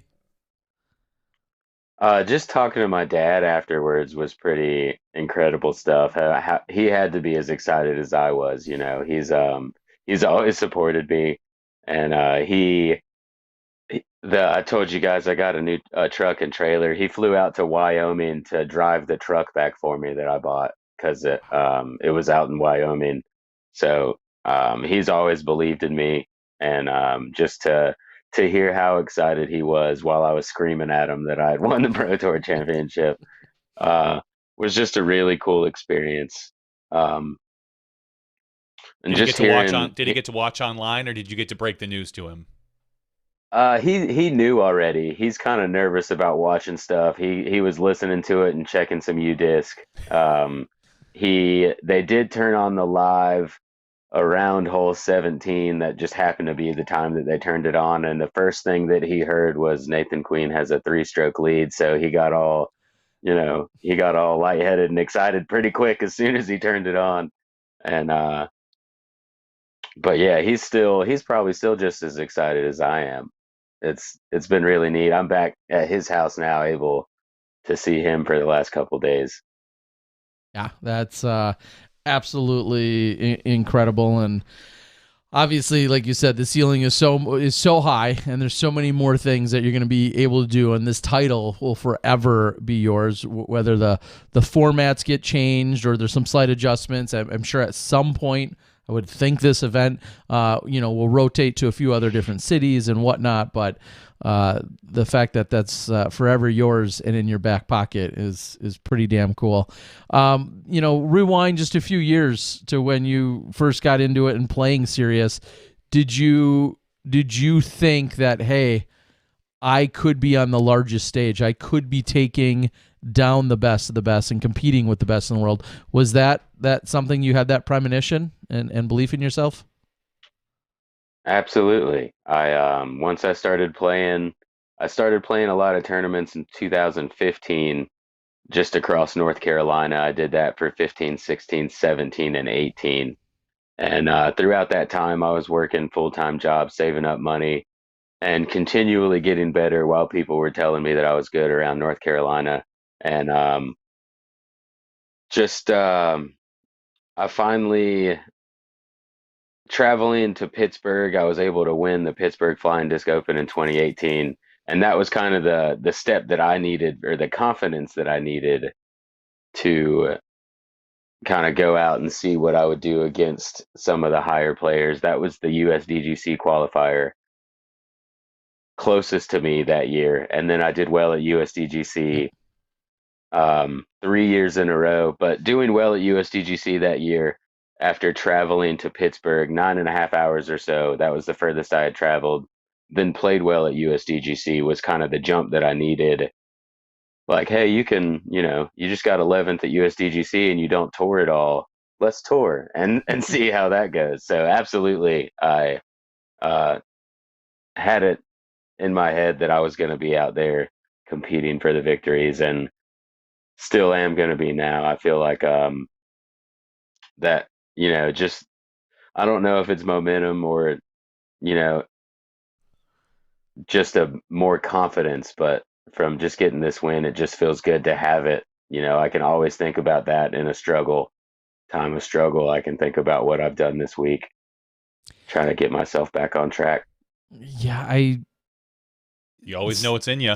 Exactly. And I feel like Stat Mando had sent something about amount of events you had played in North Carolina, and maybe you know what I'm talking about. I know we mentioned it. I'm going to see if I can quickly find it. I feel like it was something like you had played. Have you played 146 or just 46 events? Let me see if I can find 146 it. sounds more right. Yeah, where it said that you had played something like 146 events in North Carolina, and if you add up all of those earnings, they still didn't equal what you had taken down on Sunday. Like, that's a pretty mind-blowing statistic as well. Yeah, that's pretty insane, and just speaks to how far the Disc Golf Pro Tour has pushed our sport, really. Oh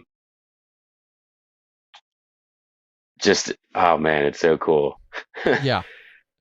I was going to see if there were some other statistics that were out here. Again, thanks to Dion over at Statmando. He had all sorts of incredible things that he was trying to share with us. I'll have to see if I can look through some of those. But again, another huge title in the fact that you took down $30,000. I know that sounds also obvious now, but that also being what so many of our golfers have won in a year. And at one point, not too far back, $30,000 was a career year for some good players. And now that we're seeing that in one weekend, how does that sit with you? And I know you're not playing disc golf for the money. We're not in disc golf for the money. But how does that sit with you, knowing how impactful it is in that sense? Well, up to in 2019 until this year was my highest payout year, and I think it was 18,600 or something like that. I was right around that same area this year until this past weekend. And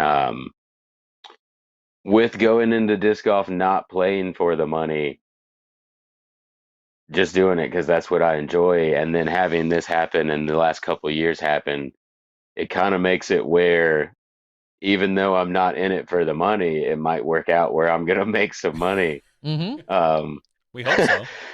yeah, yeah. So I mean, it's a great feeling to have that. Um, know that the last 3 years in a row, the payouts keep growing at each event, and tour events throughout the year, the payouts continue to grow. Um, it's just the right direction. We had sponsors from outside of the sport with Guaranteed Rate and Johnsonville. And I'm sure there's others as well. Those are the two that I remember right offhand. But is with those jumping in this year, and I feel like it's been pretty successful. I honestly don't know their side of it, but they're going to be broadcast on ESPN too, and there's other parts of it. Live coverage and all that has done well this year. So, with all that going well, from what I see, there should be more outside entities coming into disc golf, and that can only put more money and grow the sport more. Absolutely, and one of the other stats that I was provided gave me your last essentially 7 years, and your total cash at that point was 71,639, and so you added more than 30% of your career earnings in one afternoon. In addition Cool. to that, but 71,000 was the number previously. So Well, yeah, that puts me over. That puts me over that triple digit mark. It sounds like I that's didn't exactly realize it that. does. It said so. Queen is playing. If he wins, he'll put over 100K career total. And then and no disrespect, but as then the next stat that came in and said Macbeth is playing for 100,000K For the year, season, yeah. which I mean, and I think it's fair to say you absolutely recognize and respect also the skills and the marketing and the dedication out of your peer and Paul Macbeth. I mean, it's incredible, right? Of course, yeah. He's been up there competing in those chase and lead cards, and that's how you get that money amount up that far. Those top spots pay a lot more than those 30s and 40s I was taking. Well, you don't have to worry about those anymore. We won't have to ever slum it Yeah, down there. that was just this year. Exactly.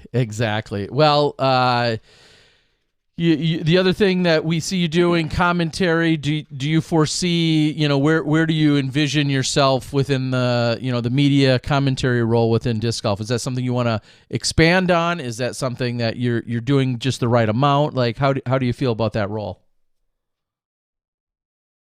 I definitely enjoy being able to do commentary.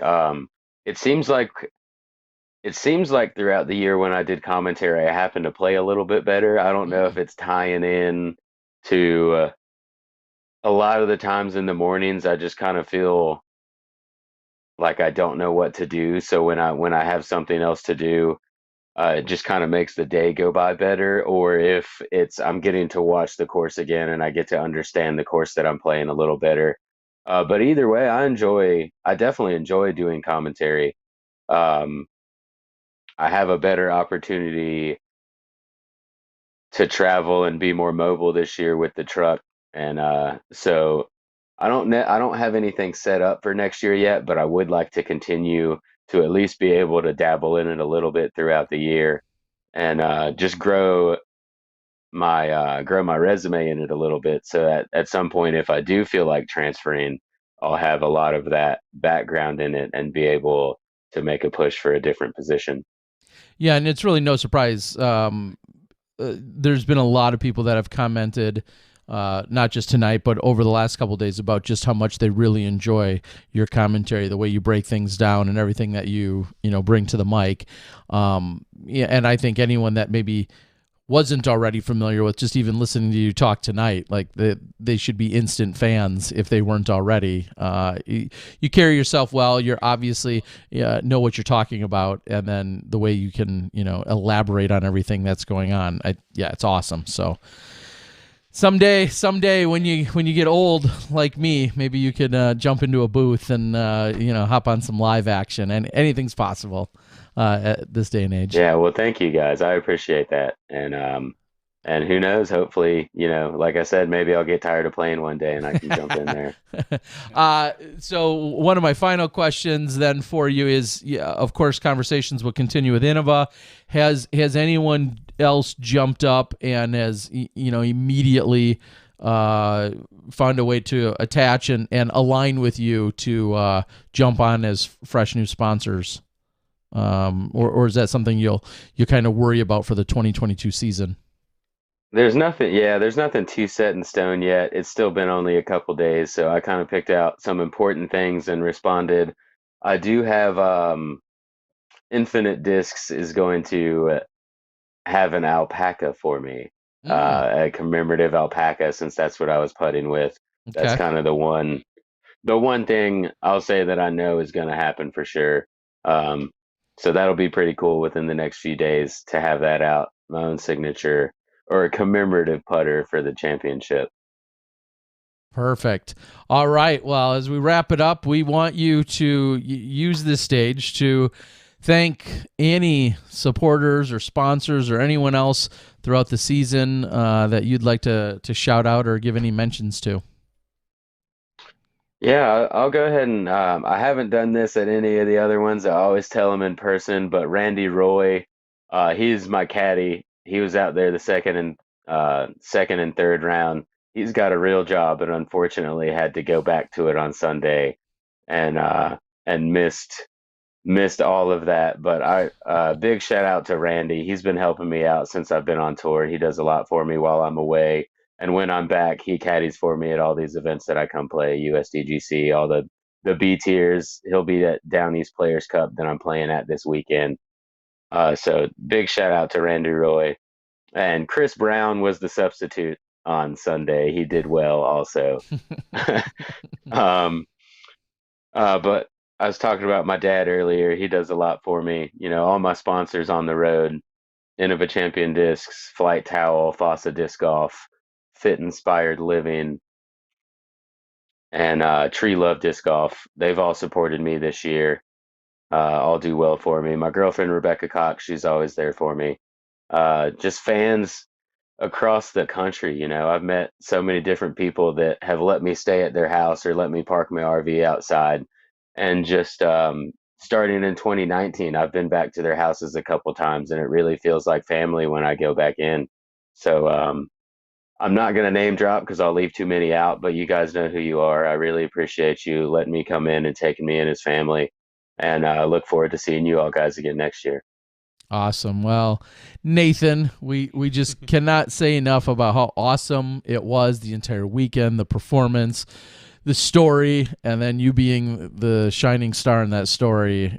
Like we said, it almost seems too good to be true if you're writing a script, but you pulled it off and made history in a multitude of ways. And we just want to say thank you for being such a gracious and amazing ambassador and champion that you've been. It's been awesome to see it, and we're looking forward to 2022 and beyond. I mean, I know you got more wins to scoop up here in some of the other events, but we're already looking forward to seeing you more in 2022. Well, awesome. Thank you, guys. I'm happy to be able to be that Cinderella story this week, although it wasn't that way in my head. I was just there to do what I'm supposed to do. But happy to have that story going. I'm looking forward to throwing an ESPN2 watch party whenever that comes out. And I'm looking forward to seeing all you guys again next year as well. All right, buddy. Well, Can't wait. Thanks again for your time tonight. We know it's late over there on the East Coast, but Smashbox TV here every Tuesday. We've got winners. Oh, and, look at that, the cup. Oh, I love it. Yeah. Oh, I love it. Wait, have you drank anything out of it yet? Not yet, but we may have a few plans for that. Okay. All right, all right. Well, we love it, buddy. Again, thank you so much for joining us tonight. We wish you the best of luck this weekend, and I'm sure we'll be seeing you more sometime here in the future. Sounds good. You guys have a good rest of the night. All right. Have a Thanks, good night, pal. Nathan. See ya. Nathan Queen.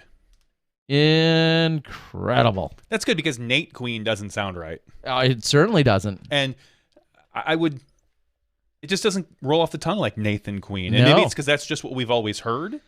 But I don't know. I mean, he said it. Yeah, just so awesome, and I do love the fact that he even as we were closing out said, "I wasn't coming in trying to make a Cinderella story. I'm just here to do the work," and it. That's a narrative that the rest of us could draw up, is that he was maybe a little bit of a long shot and hadn't earned all those points and hadn't had the top finishes, and someone that you're like, oh yeah, that I'm definitely, like his chances, but nonetheless, he put in the work and he rose to the occasion on the biggest stage. I believe I had heard that according to some statistics that were run behind the scenes, he had a 0.008% chance to win based on, I don't know if these were UDisc or what, but, based on previous wins, the year, this and that. And the only person that had less of a chance was Chandler Fry. Apparently Chandler had like a 0.000% chance. So That's so bizarre to me. I agree. And I don't know how the statistics were run. That's not my job. But I think that was something that Mo had been given to Mo or something along those lines. But that there was just, I think only you and I had less percent chance to win. Well, it was awesome to see every bit of it, and again, just can't say enough. Congratulations to both of our champions, Missy Gannon. I mean, she's old news. She's like winning every literally week. had her on last week. She got a Smashbox bump. We can all say it. She bumped from 6 to 30,000. Yeah. So Missy Gannon, of course, your champion, and then over there in Nathan Queen. All right, let's quickly touch on what we saw for the top 4 women that had made it all the way to the finals. Second place behind Missy Gannon was one Sarah Hokum. And as we've talked about the last few weeks, this is the time. This is the Hokum time of year. She performs well at these more wooded events. She prefers them. She's a very good shot shaper, and she was able to make her way to second place, tied with one Heather Young. Heather Young tied for second with Sarah Hokum. Both of them shooting a 1 under par. Missy, it's hard to say going into hole 17 that anyone has this wrapped up. 17 is a very difficult hole. Anything can happen. But Missy had it wrapped up going into 17. I mean, she had 4 strokes. Unless something insane happened, that was kind of a done deal. And talk about parallels between MPO and FPO. Our 4th place finisher in FPO was Haley King, Wisconsin native, shot plus 11. Apparently she had gone in, it sounded like she went in with an injury. We saw the day before she was pulling her disc out of the basket on 17, and she slipped on the rock on her way up, and it looked like she walked away and grabbed her back. Now, hopefully, it's just something temporary, maybe a bruise or maybe just, a pulled muscle or something, which apparently there was reporting that she was getting a little numbness in her legs. So that could all have to do with it. But she shot an 11 over and couldn't do worse than 4th. So ultimately, she earned her way up to that top spot and just had a very difficult final day. Much like the other Wisconsinite in the field on the final day, Adam Hammis. Who Too much time for both of them. Johnsonville's in Wisconsin, and maybe both of them partook in a few too many brats. Yeah, something like that. Yeah, unfortunately, Adam Hammis started out the round. Those first 5 or 6 holes were brutal to watch, and he just, at that point, once you get down, I think he was down 2, 4, 5. He was down like 5 or 6 strokes in the first 3 or 4 holes. At that point, it's over. Short of some sort of crazy miraculous birdie out the back 12, you're not doing. There's nothing you can do, and ultimately it doesn't matter because, as we said, still took home 4th place money. Couldn't get any worse. Coincidentally, in that 4th place money, $8,000, still his highest single event paycheck ever, which is a really, as it would be for all of probably but 5 people in the field. It just is a maybe really even cool. less than And I was surprised. Big shout out to Masters Cup. Masters Cup was his previous highest earning when he took down that national tour earlier this year. I think it was Masters Cup. No, am I already confusing myself? No, it might not have been. Do you know what the amount was, Johnny? Well, I look at which event the Masters Cup win. Well, what his previous highest earning was. Do you want to guess? Well, I'm going to guess that it was the Vibram that he won, probably for $5,000 at Vibram. Okay, so here's where I screwed it up. Masters Cup. He did win Masters Cup. He received $6,500 for that. It was $7,500 for Vibram. So when he or Maple Hill, yeah. Now you screwed me up. I totally messed up, and Vibram is in my head because there's a story about Vibram that we're going to talk about shortly. Okay, That's so really funny. at any rate, let's get this clear. I was initially thinking it was his second highest earnings ever was at Masters Cup. It was not. All right, so I'll clarify that. It was at the MVP Open this year. That was $7,500. However, that was just $1,000 more than what he did win at Masters Cup. So a very significant chunk of change for $6,500 at Masters Cup. So either way, he eclipsed both of those by $500 over the Maple Hill earnings, and still took home, $8,000 for his effort. So, and then moving needless to say, very cool. In 3rd place was Paul Macbeth, who at one point had a stroke or 2 lead, and unfortunately on hole 12 took a bogey and then a birdie on 13, and then just couldn't get anything on the back. Those back 4 or 5 holes where the other guys were birdieing left and right. Paul just kind of got himself into a little bit of trouble, and then had to press on 17, and it was dunzos for Macbeth. I think he'll be fine though. For being a guy who's washed up, I think he'll be all right. Taking 3rd place at the Pro Tour finale, winning USDGC, 2nd place at Worlds. That's not bad for a guy who's washed up, I hear. Mm-hmm. So the internet told me. 2nd place, Drew Gibson. We'll be talking about Drew in a few seconds, and of course Nathan Queen. Is there anything else about the event that you want to talk about? I thought it was an exciting event all day. All the days led to a lot of drama. I think the format really lends itself to that. The format really lends itself to live broadcasting, specifically because of the multiple cards you're covering and people chasing each other on the course at the same time. I heard a lot of people say that, at least for the first 3 days, the post-production just wasn't cutting it for them. And I can understand why. Yeah, and it's hard to build that full event story in post production. Now the final round, I obviously it's a single card, and post production that's where they thrive. But and I was just gonna say I can understand that it would be a little certainly not have the payoff or the climax or the payoff that you have if you have 2 or 3 different post-production cards. It's like, okay, well, I'm going to watch this, but wait, how does and truth be told, I didn't go watch any post-production. I don't feel like I needed to this weekend, considering I was watching every card live. But if they're spoiling or sharing what the other scores are from some of the other cards or the other from the other cards, I would think it would be almost impossible to narrate a story that either you have to go all in and share the story with where everyone else is, or you have to treat it like it's in its own vacuum and only share what's on your card at this event. And that's got to be really weird. And you guys can chime in on for those of you that watch the post. I just,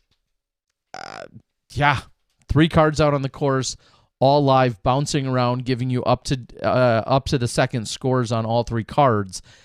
I can't imagine not consuming this particular format and this particular event live in that capacity. I would think it would be very, very weird. But I think it would be. Either way, from our perspective, of course, as one might expect, I had plenty of fun out in Bend, commentating on the FPO side with Val every morning. I thoroughly enjoy my time with her and think she's great. And, thinking back to, she had played the course in a different configuration, dating all the way back to the 2012 Worlds. We all have. Yeah, just having all of those experiences, I think, were great. I very much enjoyed it. And then talking through it all with Nate, and then having the seeds be so impactful. Again, I really, really love that portion of it. And knowing about the extra stroke or where you need to finish just adds to all of the excitement and drama. So I don't have a lot more to add to that other than that I really enjoyed it. There were two other big stories involving this particular weekend. The first was a name that because we didn't talk about him, Eagle McMahon getting hurt throwing a reverse 360 flick, not even a flick, but like a push putt kind of thing, and throwing out his shoulder. He thought maybe he dislocated it, but I don't believe. He said that looks like it's just a strain and not actually dislocated.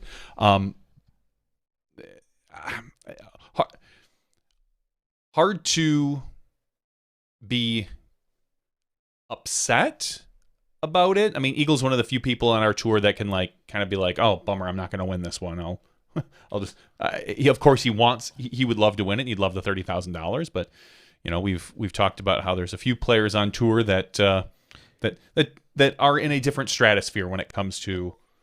Yeah, their financial Eagle is not going to have to switch to bologna because it's a cheaper mode of food consumption due to missing this event, I think is the way to put it.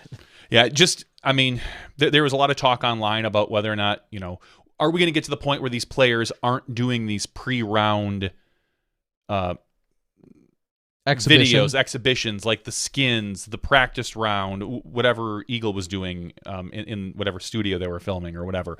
Those things, it's kind of like you wouldn't see an NBA player go out and, on an off Thursday, probably go out and play some street ball. Or we've seen, there was many years ago, a football player who went out and played some sand flag football and blew out his knee. Mm-hmm.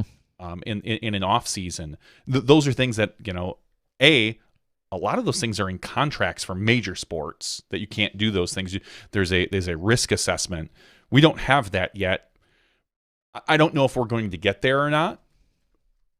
And even if we were, would this have qualified even? So I don't know. It's an unfortunate situation for Eagle, unfortunate situation for everybody. Nobody's fault but Eagle's. Yeah,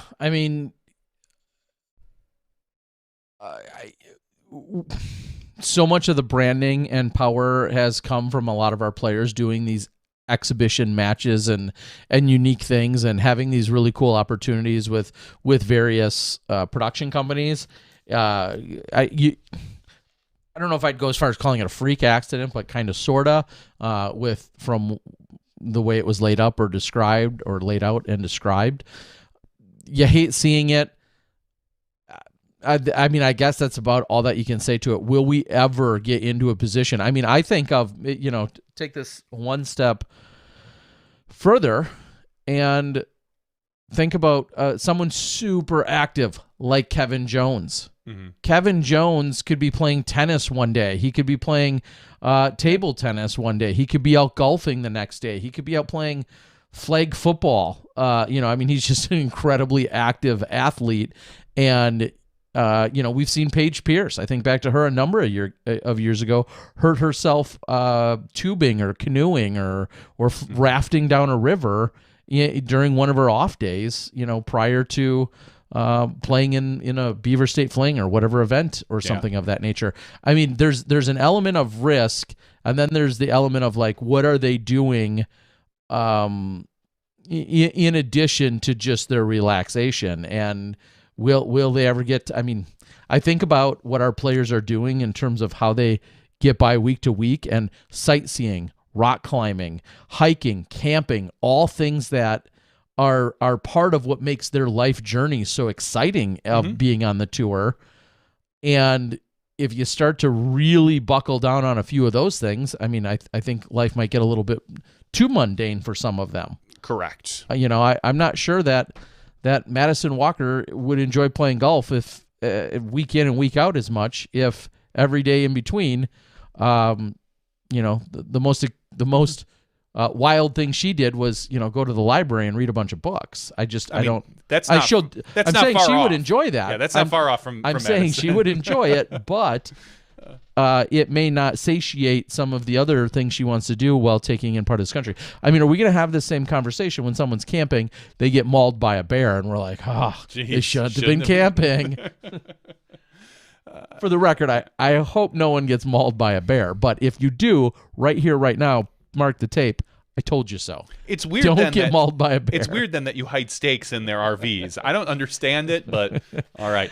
The other big talking point this weekend was the 16-year-old Ganon Burr, playing very well, really solid player, but as you kind of alluded to on the broadcast, I think once or twice, maybe needs a stopwatch for Christmas. Unfortunately, was called on 2, if not 3 of the days for his slow play. I'll just say it, for his slow play. I was going to come up with some nice way to say it. He's very methodical, and it seemed to day 1 it seemed to throw him a little bit at first, but he recovered. Day 2 and then day 3, I think he was called by Gibson on a shot, or was that day 2 he was called on Gibson? I thought it was day 3 it was Gibson, and he did not make it to the finals. Ultimately, he's a young kid, and he'll learn and grow from this experience, but he has to understand that there are time limits. And I respect.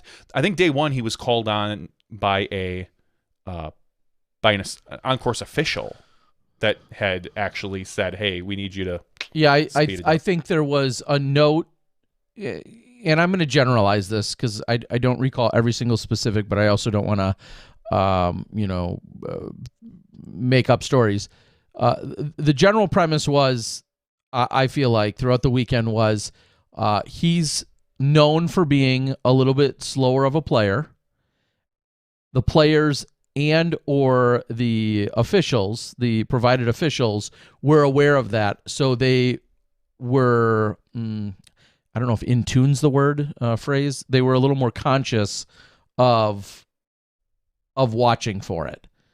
And I understand the argument that people have said, and it's a valid argument, people saying, hey, if Ganon's going to be scrutinized or looked at or under a microscope or just actually watched and be concerned for his time, then Nico should be as well.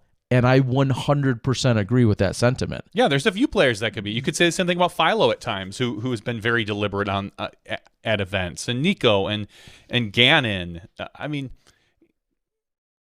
it doesn't matter the player. Ultimately, we need to be more comfortable calling those things out and making sure, because we're not getting to a point at most of our major events where we have officials with every card. I don't know if I'll ever see that in my lifetime. And this continues to always go back to the struggles of, do we want the players often say, I don't want to be burdened with calling a fellow player on time, on a time violation. I don't want to be burdened with that. I don't want to be thinking about it. I don't want to be burdened with it, and I don't want the awkwardness. So this weekend, whether it was a player directly or an official watching, when an official called it and gave him warnings, he at no point received a stroke. When an official gave him a warning, then some people said, well, wait a minute, that's not fair. Why are they doing that? An official shouldn't be doing that. An official should be... We can't have it both ways. Either we want officials making calls or we don't. And we either need the players to be making them or we don't. But this weekend, I felt like the officials were there serving in an official capacity, and I'm good with that. And I like Ganon just as much as the next guy. He seems like a good kid. He is. He's absolutely a great kid. And I'm not worried about the longevity of him and his career and any kind of permanent stain or challenge here. He needs to speed up, And I've been saying for a decade, Nico needs to speed up. Like those are just facts.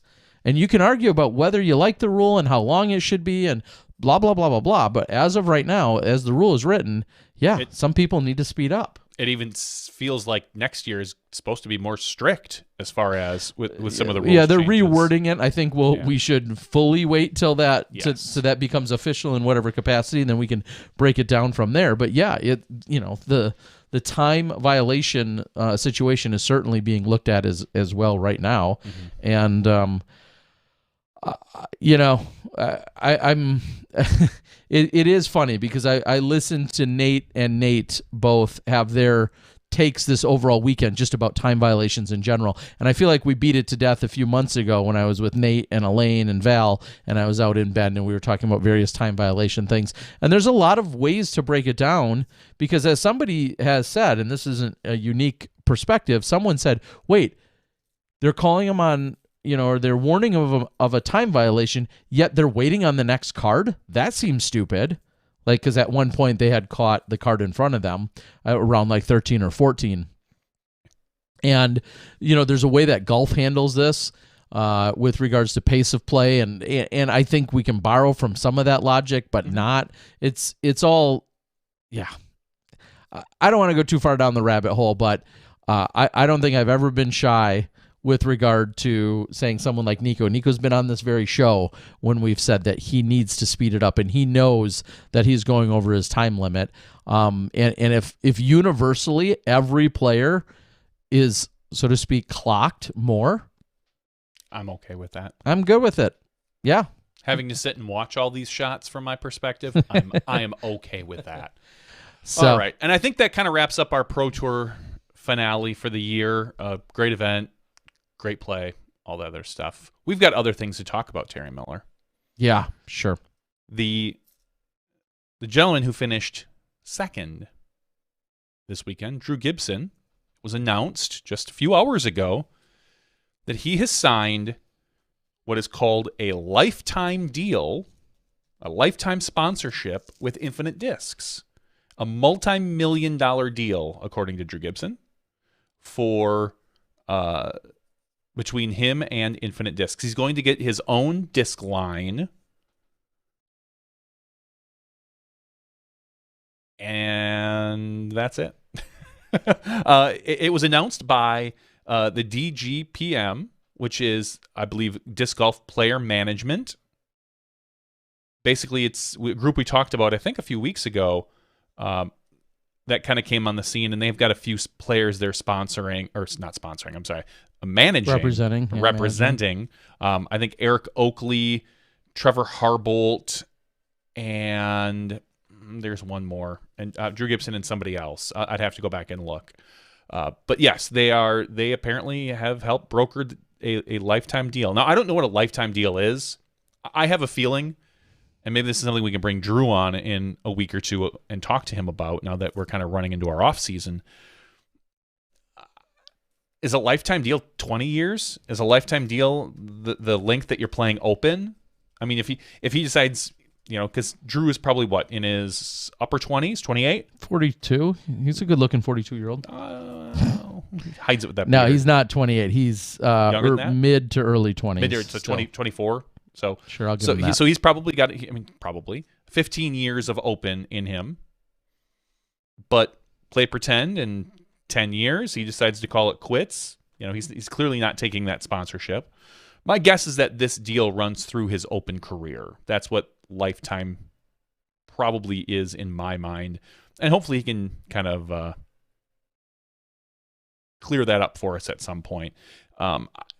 None of the details have been announced yet, and none of us know them. It was just announced a couple hours ago about his lifetime deal. So I will. Connor O'Reilly. He is the other player that is sponsored. God, I keep saying it. That is represented by DGPM. So they're making a little splash right now, and we'll kind of keep an eye on the DGPM, because we saw another group come by a couple of years ago that gathered up a whole bunch of the top pros and then just kind of, like Kaiser Soze, vanished. But the sport's in a different place than it was not that long ago, 5 years ago. So I don't think it was that long ago. it was early Smashbox. It was right before Paul Macbeth had switched to Discraft. to Discraft. So it was like 2018, and I Yeah, only like say 3 that years because ago. the big Jeez. question was, were they part of brokering that actual deal, and so forth? And that's the only reason why I remember exactly when that was. But yeah, that was that a colossal flop? Was that a failure? Was that a misfire? Misfire is a good word. Did that never take off? Tough to say. Yeah, tough to say. I'd be interested to hear what, like, Infinite, I think it's a well-known thing. Infinite has most of their discs, or all their discs probably at this point, molded by Innova. I'll be curious what that means for Drew Gibson's line. Is this going to be a new original disc? Is this going to be a rebranded? Because I know some of the Infinite discs are rebranded Innova discs. Are these going to be all new, created by him? Will he be keeping? He's one of the, if not the best buzz throwers on the planet. Is he going to keep his buzz? He's keeping. I assume he's keeping his putter. From EV7. Yeah, I mean he has an open bag. I don't see that changing, or a mixed bag. I don't see that changing. Well, I mean, if you're creating your own line of discs, at some point you would think, well, I see what you're saying. Yeah. You would want to maybe look at, like, hey, can I get something to replace the buzz? Why wouldn't you want your own disc in your bag as opposed to? And maybe he doesn't do a mid range, or maybe he does a different style of mid range. This is a flippy mid range. This is a super overstable mid range. This is, or a putter. Putters seem to be the easiest disc to, I don't say manufacture because they're all pretty much the same, but I think to sell. It's easy to sell a putter to somebody. Because there's so many different styles of putting and such like that. So I'll be curious to see what happens over the next few months and years with Drew and his lifetime deal with Infinite discs. Yeah, and I just texted with Drew moments ago, and I said, give me some details. And he said the Ultra World article has all that he can share right now. So I'm quickly perusing that. And in all fairness, just to timestamp this, this came in mid-afternoon or evening, and I literally had 0 moments to even research or look into this whatsoever, so I can't really speak too much of it. I'm quickly reading the Ultra World article that talks about this is the 3rd year we've had Drew under contract with the limits we currently have getting discs in the Infinite line. It makes it more difficult for us to promise much to our high-profile team members. Infinite Disc owner and founder Alan Barker told Ultraworld, quote, Drew's connection with his manufacturer creates the opportunity for him to earn what his brand is worth. And so I'm just going to go ahead and guess that earlier in the article, it talked about the still unnamed brand will be wholly owned by Gibson's company, Gibson Industries, LLC, and manufactured and distributed in partnership with Infinite Discs. Details of disc sale, royalties, and other bonuses that could raise Gibson's compensation, which is uncapped, were not shared with Ultraworld. Oh, that's interesting that it's uncapped. That's a note. And then it goes on to say, the new sponsorship agreement with Infinite does not alter or affect Gibson's existing arrangement through Infinite Discs that allows him to throw a mixed bag of discs from various manufacturers or his putter-only endorsement with EV7. Gibson's signature line of discs will function similarly to the Paul Macbeth signature line through Discraft. A release date for the Gibson line of discs is not been announced, but it is targeted for first quarter of 2022. Which is really funny because I can speculate. Go on. We had the gentleman from Infinite Discs on last week, and he literally told us that, when we were talking about disc sales, that their disc manufacturing isn't a big priority for them. Their own line of discs, that's not a huge point of concern for them. So I wonder how much that's going to be different. Well, I think that will remain because he is going to have discs made by another manufacturer like EV7. If he has discs made and produced by another company that's molding discs that then are still sold and available through Infinite, that's where I see this going. And I'm just going to speculate that someone who currently makes Frisbees or discs is going to then continue to mold discs. They're going to call them Drew's signature line, and then they will be largely available through Infinite. That's how I see this unfolding. And as I just told him, if he doesn't want to give me details, I'm just going to make shit up. And That's what we're good at. Yes. He says, sounds about right. So there you have it. And I'd say, let's get him on, but it sounds like he probably wouldn't tell us anything anyway, so it seems useless. But that does bring the question that we posed with Nathan Queen a little earlier is, we're right in that, getting to that time officially now of sponsorship conversations. Some of the sponsorships end on 12/31, 2021. Some end on 12/1, as in December 1st, whatever the case might be. But now is when we're going to continue to see, I think we're going to see more creative measures taking place, like what Drew is doing. Someone's manufacturing a disc, calling that a signature line, but somebody else is selling it. I think we're going to see more of that mix-up continue to unfold in the in the future. That's just my guess. I think the days of a single disc manufacturing and being sponsored by them, those will continue, but they're not going to be the official status quo moving forward. So, yeah. What can you say? All right. Seems like we got a wild one out on the board tonight who's about to get banned. That's always fun to interact with. Other big news. Yeah, did you catch up on that? What other big news out there on the PDGAs? I know the PDGA was hiring. Well, they have hired. They have hired officially, and the name of the article says "Familiar face, new role." Seriously? Yeah, bro, get with it. Meet Brian Graham. I have met Brian Graham many times. I've shaken his hand. I've talked with him. Director of Memberships and Growth. I'll quickly peruse this. It says they're proud to announce the hiring of Brian Graham as the new Director of Membership and Growth effective Monday the 18th. That was yesterday. Brian steered the PDGA staff as the Executive Director from 2007 to 2016. In 2010, he received the Eddie Steady Ed Hedrick Award for continuing the legacy of the founding father of disc golf, and was inducted into the Disc Golf Hall of Fame in 2017. Brian's time as the executive director sparked the explosive growth of our membership and events experience today. I wish I would have gotten hired like a year ago and been like, look what I did for membership. Anyway, he's obviously just getting hired now. Then there's a pretty graph, and then goes on to talk about his sports experience. He's been involved in a ton of stuff, and he's I don't know if they credit him with this, and I don't think I'm overstepping it by saying I think he is the sole reason that we saw the International Disc Golf Center develop in the way that it did, bringing it with the county. He had a huge hand in that. Yeah, that was all his idea. All right, quickly, and I apologize, I'm reading this for the first time myself. His new role as the Director of Membership and Growth will see him leading a newly established directorate in overseeing one of the most important competencies, programs, memberships, functions that fall under include membership services and benefits, youth and education, international development, fulfillment operations, PDGA online store, and as well as overseeing 3 committees and 1 task force, the Senior, Women, Military, and Diversity and Outreach. So, pretty cool. Yeah, welcome back.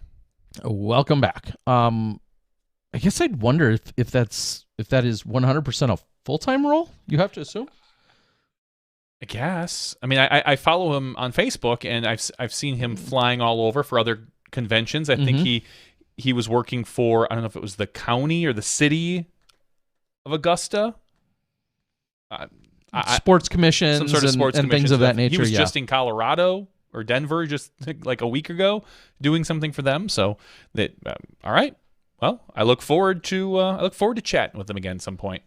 Yes. So looking forward to that. Congratulations, Brian Graham, and Brian Graham, for all the insanely amazing things and incredible accomplishments he has. The number one thing that I quickly jump back to is my first ever World Championships Brian Graham was the tournament director down in Augusta, 1996. Goes back a long time. Some of you alls are getting old. That's how I look at that. Okay. Any other crazy news or things out of the ordinary with regard to this weekend? Obviously, the Pro Tour pretty much dominated as it should have. I haven't looked at anything other than that. That's all you know? That's all you care about? That's all that mattered. Okay, I can go with that. Well, I say we give this regular show a little rappy wrap. Wrap it up. And then we can get into the after show, talk about some other nonsense and silliness. Do we have another one disc, one tip that can get integrated? I think next week we can do that. Okay. Sounds lazy. We got one more. Folks, it has been fun, and we got to thank Nathan Queen for the demeanor, for the excitement, the raw determination, and great voice, everything that he brought to this weekend, to then also have him join us tonight. We so awesome to see. And if you're not pulling for or rooting for Nathan Queen, I don't know what's wrong with you. Yeah, just absolutely incredible. So congratulations to him and to Missy Gannon yet again. And I know I said it to kind of close out the show a couple of times, but congratulations to all of the hosts on the Disc Golf Pro Tour. You know, Nathan alluded to it. To have a place like Iowa and Des Moines Challenge step up and step into being an Elite Series event with a sick course and an incredible payout, and provide the venue that they did, along with the thunderstorms, but to provide the venue they did to jump onto the Pro Tour in the capacity in which they did. People like them, along with all of our longstanding events, venues, and partners, we just can't say enough about it. It's been a wild and awesome year, and knowing we've got the NADGT finals taking place next weekend, that will conclude our live broadcasting for the year. But not this upcoming weekend. Nope, the weekend after. Next weekend. So, but thank you to all of the people that, that made it all possible. As I was blessed with traveling to so many of these venues, to meeting everyone from spotters to tournament directors to the mayor of Rock Hill a few weeks ago, and talking to them and what they're developing. All of it is just so exciting, and we're all trending, as they say, in the right direction. I can't say enough about it. It's been an incredible year, and looking forward to what's to come here in the futures. So for Nathan Queen, your champion at the Disc Golf Pro Tour Championships Tour Championship final thing, Super Bowl of Disc Golf. For Johnny V and myself, Terry Miller, the Disc Golf Guy, this has been Smashbox TV's episode 373. Stick around. We're giving free stuff away. We know you love that. Maybe even a pack of brats. We'll see. We'll see you then when you step inside the Smashbox. Thank you to our $2 and above patrons. Your name is listed below in the credits. If you are interested in being listed as a producer in the Smashbox TV credits and supporting this and other fine podcasts, please visit patreon.com/SmashboxTV.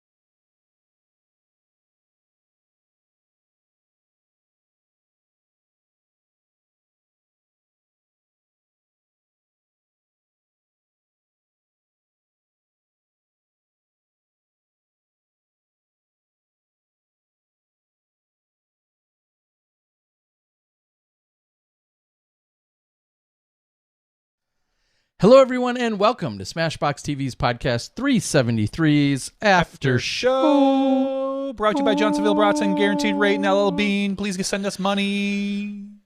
Right? That's all you have to do is just say it's and they send you a check. Say my name, say my name. Yeah. No one is around. Yeah, I would like a little bit of that action. Send it on over. Holy cow. Welcome, everyone. This is Smashbox TV's After Show. During the regular show, we just spoke to Nathan Queen, who had taken down the Disc Golf Pro Tour Championships. And here in the After Show, if you're new here, which I can't imagine you are, because why would you be? In the After Show, there's a contest we run. It's whoever can hit the $ button underneath of the chat the most. Wow. It's a funny contest that we play every week. You don't want to be left out. Don't want to be Do last not lose place. that game. It's like the Squid Game or something. Is that's like a popular thing? We right now? We are here, and the After Show, just so everyone knows, to make it very clear, we are lightly disc golf themed. It is usually the underpinnings, or it is laced throughout most of the conversations. However, it can very much go off the rails, and it may involve absolutely no disc golf whatsoever. It could get into things related to pop culture, movies, sports, cards. I was going to say Magic the Gathering, which it won't get into because neither of us play or have anything to do with it. We'd have to bring Mo in for that. Yeah, it could go about just about anywhere. So Tyler Brickley and friends, one of the first early going champions here of the evening. He's already found that super chat feature. We appreciate it, Tyler. So just so you know, that's what the After Show is all about. And one of the favorite, most exciting parts about the After Show is that if you are out here and you are participating via chat, especially using the YouTube chat, if you got to ask us a question, you want a clarification, you want us to elaborate on something, or give you a special shout out, those things could all be potentially possible. So we appreciate it. And thank you for joining along. We see so many of our normal friends out there. Well, I don't know if they're normal. Our regulars that are out there. The likes of Tyler Brickley and friends. Excuse me. Ace Run Productions, Tim Courts, all just to name a few that are on my screen right now. So thank you guys for being here. Ronald Harkey. Oh, also in the After Show, we have a weekly giveaway that if you are a supporter of us via our Patreon account, that's patreon.com/SmashboxTV. If you support us at any level, that makes you eligible every single week for us to send you free stuff. So I think we're all caught up. That's the After Show. Welcome. Oh, sometimes it could be 30 minutes and sometimes it could be 3 hours. Quick disclaimer. So, go ahead. I say Chris Rodriguez has a question. Topic, are shipments from out of country disc golf manufacturers, are they seeing delays? So are we seeing, yes. There's all sorts of stories about things being stuck in container ships that are just sitting at docks that can't get to. So are we seeing those filter into big time? Disc golf? And Yes. I think of Tyler Brickley and friends. Is he stuck in a container boat too? I mean, he told me he's painting his room. Is that the inside of a container ship? Nobody puts Tyler in a box. Yes, I think of DGA product along with lots of other product that have been, I'm not going to say held hostage, but have very much been caught up in some of the shipping challenges. I've heard people talk about just a shortage of containers themselves, and then also all of the additional shipping fees that have accompanied some of those. And I want to go all the way back to, I think, a Latitude DD, trilogy conversation about how at one point, I believe it was them and or even Discmania that were flying product over. They're paying for air freight as opposed to putting it on ships, and air freight's 2, 3, 10, 100 times more expensive. It's way more expensive to do, understandably, and some of the manufacturers were going that route because that was able. That's how they would get the product actually over that much quicker. So I don't know. I'm not much of a shipping and logistics kind of guy, but right now, if you can take the heat, sure seems like a good place to be making money. If you don't mind getting probably screamed at and your life threatened a lot.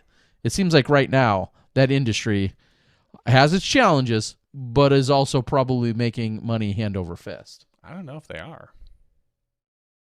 labor shortages. Do we got any truck driver logistics? shortage. We got logistic experts out there. Fill us in. Tyler Are Berkeley we says, making can money? confirm that we're looking into air freight as well. Just think about that. Obviously, DGA being one of the premier basket manufacturers, I feel like you ship 50 discs. That's roughly 25 pounds. Okay? And then you have a whole box of 50 discs. Think about margins, blah, blah, blah. Then you think about shipping a disc golf basket and a basket itself weighing around 60-ish pounds, if I recall. We'll say like a Mach 3 or a Mach X probably has to be close to 70 pounds. That's not including a pole or a sleeve or some of the other things that could go along with it. And just thinking about how big that is, the challenges, the margins, it's all stuff that's way beyond me, but yeah, just to ship. I mean, I know what it's like to receive 18 baskets and the amount of room that takes up. And now you have hundreds, if not thousands, probably hundreds of people just waiting for courses to show up to get installed right now. I don't. Our sport exploded, and now nobody can fulfill. Yeah, keep up with it. Keep up with it. So, pretty crazy stuff out there. So Tyler says they're looking into it. Ray says, I hear those container homes have too much work to be worth compared to regular materials. That I can't speak to. Probably. But it always amuses me. Like, I am the absolute opposite of a minimalist, but I enjoy the heck out of watching people that pull it off. So, like the tiny houses and the yeah. container houses.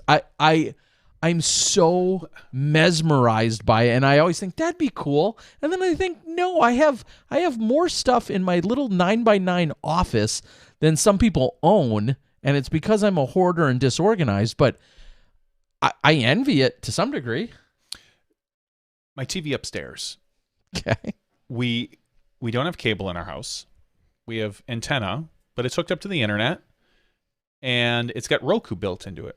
And I don't know if I ever noticed until I moved into the new house. We're flipping through, and we have like 1,000 channels. And I was like, what are all these channels? And one of which, you and I have enjoyed it quite a bit. I'm sure you would too. It's called Loop 90s. It's just 90s videos.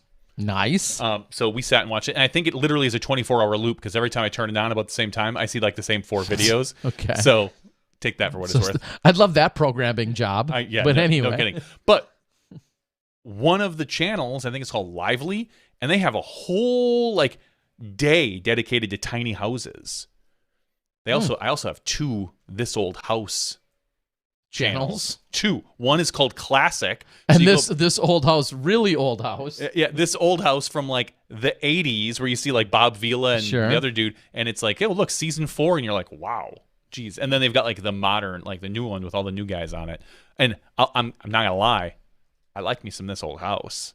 It seems really kind of lame, but I for whatever reason they do almost nothing compared to some of the renovation shows that are on now. Like a renovation show in a half hour will completely tear down and build up an entire house. This Old House does about 2 things. And like, here's a new set of stairs. Yeah, like they don't even finish the stairs. They start showing you the stairs. Like, today we're going to talk about cutting the stairs. Stay tuned for next week when we talk about sanding the stairs. And that's like This Old House. It is the slowest show, but I love it. I don't know, there's something about it. But anyway, I have 2 This Old House, and I got to watch a ton of tiny house stuff. Speaking of these little container homes, there's these couple guys, and they just make all these tiny homes. So I don't know.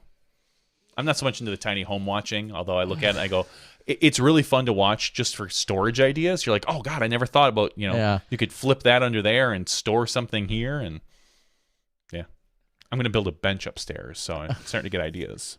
Okay. So like 4 legs and then a top? What I'm thinking. Oh, do you mean like a bench to sit on, or like a workbench that you would work on? A bench to sit on. Oh.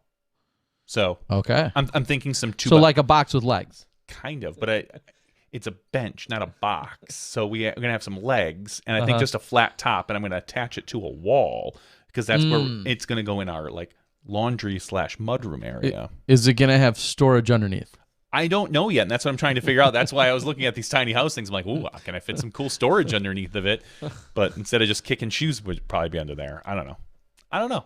But I'm not the greatest of woodworkers, but I'll figure it out. Some 2x4s, cut them, stain them, slap them together, screw them on. I don't know. Should be no problem. Well, should be no problem. Speaking of woodworking, I have no segue here. The fine gentleman we had a few weeks ago here, though, Bobby Brown, a.k.a. Cool Daddy Slick Breeze, along with Tyler Searle, have officially convinced me that I need to be in Florida this weekend for the Beach Bash. So I'm looking forward to seeing some of you out there. It sounds like it's going to be. It just hit me. I should actually probably pack discs. I think Saturday is supposed to be playing 2 rounds of golf. Yeah. Oh my gosh, I might actually have to pack some discs for that. Yeah. But I am looking forward to heading down to the Beach Bash this weekend. That'll be fun. I can't go. Every year. I do. My wife has a fundraiser that we go to, and the past 2 years, starting last year, I've begun streaming it online for fundraising for her nonprofit that she works for. So that is what, unfortunately, I'll be stuck doing. I'd rather be at the beach. I mean, you could be streaming from Florida, from the beach. Oh yeah, we did forget to mention Vibram coming back. Yeah, thanks, Ray.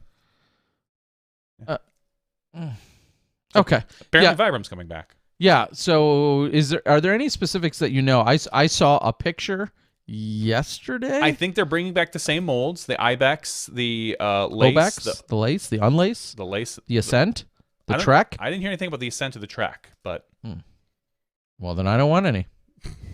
Yeah, you do. All I keep thinking is like maybe that'll make the old Vibram discs more valuable. It should.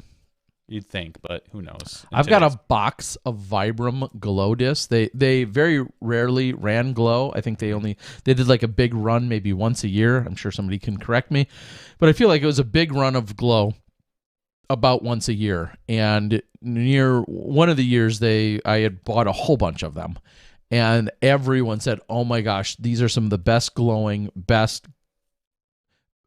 Vibram glowing discs of all time." And I just know that I have a whole box of them somewhere. So that's exciting. Maybe I'll have to bust those out. Glow discs don't really matter anymore. That's the thing. Like they really don't. Because there's the flat LEDs everyone puts on their discs now, and if you're a glow player, but yeah, glow now it's just like do you like the feel of the plastic is really yeah, what it just to comes date down ourselves, kids. At one point when you played glow, nobody was really doing any of the common day practices. We were not taping any form of LED to the top. You weren't really using the fishing bobber. At one point, you literally just took a flashlight or a camera flash. You would put it, and even black lights were actually a pretty big invention. Yeah. A step. You would literally rub it around a disc that was a glow disc, and that's what you went out and played with. You did not attach lights. I'd love to go back in history to find out when lights really became like an actual significant thing, because it was not around for the first 5 years of us playing golf. Correct. I recall glow discs that you would then camera flash them or find a bright spotlight and flash them. And then I remember people talking about taking cotton swabs and breaking the glow sticks on them and flattening that and putting it on there as oh wow, that's a great idea. And then there's black lights, obviously, that would help your disc glow. And then people would take, the little circular bobbers and tape them on, and they weren't really flat. They had a little bump to them. And then the next, I think, little invention was the LED button, where you could just pop, which half the time they suck because the buttons break or something. But yeah, and then you tape those on there. I think that's where we're at now, huh? Still everyone using the flat LED stuff? I feel like that's become the most popular because those are now so widely accessible and very inexpensive. So yeah, some form of button LED that you can attach, seems to be the most popular at this rate. Tis the season for glow right now. This is when everyone starts playing. Yeah, and it's funny because I'm now looking back. I'm going to post this in the links. How a Vibram disc is made or are made. Oh, one of your old. Yeah, this is an old vlog 174. And this is how Vibram discs were made. And maybe even more interestingly, The reason why this is important is because they're not made like all other discs pretty much are made these days. Discs are typically made with injection molding as opposed to what they do here. So if you want a really unique perspective on how discs are made, I just put that in the link, or just search for how Vibram discs are made. Pretty interesting. All right, let's take a look on what we find out there. Joe PG says, I used glow sticks when Stokely showed up for his Glow Dubs tour. Okay. Daniel Belmer says there's going to be a lot of MP50s frustrated after a 790 rated MA50 guy smokes them in Austin. Oh, okay. You're referring to the NADGT in a couple of weeks. I'll be the first to admit, outside of doing some weekly recaps for the NADGT, I haven't yet analyzed and broken down everything that we're going to see. I just know that I've been told that there's just a million and one competitors for it. NADGT. You're going to learn about all of those players, right? You're going to learn I'll have an in-depth analysis of every single one of them. By the way, if you're at the NADGT, you each get your own podcast with Terry. So yes, except for I won't be there, but yes. Call in to Terry, just do a broadcast. It is currently listed as 13 right now. This is per tonight, 11:27 at night. It shows it being listed as 1,323 competitors, including 330 in open, is what it's currently showing. So, looking forward to how this is all going to unfold. 330, that's... 48 open women is what is listed, with Melody Castorita being your highest rated. Pro Masters, it's showing with 126. Oh my gosh. Yeah. So needless to say, I'm not going to go through them all. There's 1,323 people currently showed as registered. So we'll see what happens from there. All right. Talk about the new TOSA data, or TOSA, or TOSY, collecting discs on Kickstarter. I don't know anything about it other than I saw it cross my Facebook feed. That's the one that recognizes angle of release and speed. Yeah, and then I literally, the funny part about that is I literally saw someone tag a friend within that post and say, dude, this was my idea. Yeah. This was literally everybody's idea. It was also idea. Steady Eds in 1990. So I'm excited, I guess, as much as I'm not a stats guy. I'm excited to see some of the stuff that is collected, and I'm sure this will further innovation, actually, because you'll probably get some of this data, and then even smarter people will analyze it and then maybe make adjustments accordingly. You have to assume that if it collects something and again, I'm not a scientist, I ain't no smart guy, but if it's collecting things like angle and some kind of speed, therefore you're talking about drag and velocity, and you can see it on data points about how this rock versus this rock 3 flies. I think the smart people of the world would be doing us an injustice and a disservice if they didn't come up with smarter things as a result of this. You don't think that's going to happen? Not with this. This is a specific disc. Okay, so you're not going to get Sure, you can't. You're a comparison.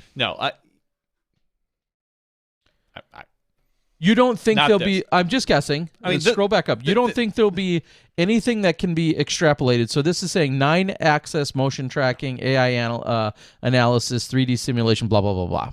Again, I'll be the first to admit I have not seen all this. But you don't think some of the data that's collected or shown or created from this won't get Dave Donapace thinking?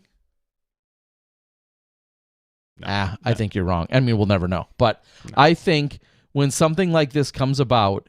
I think it's going to happen in the future. I don't think it's going to be this.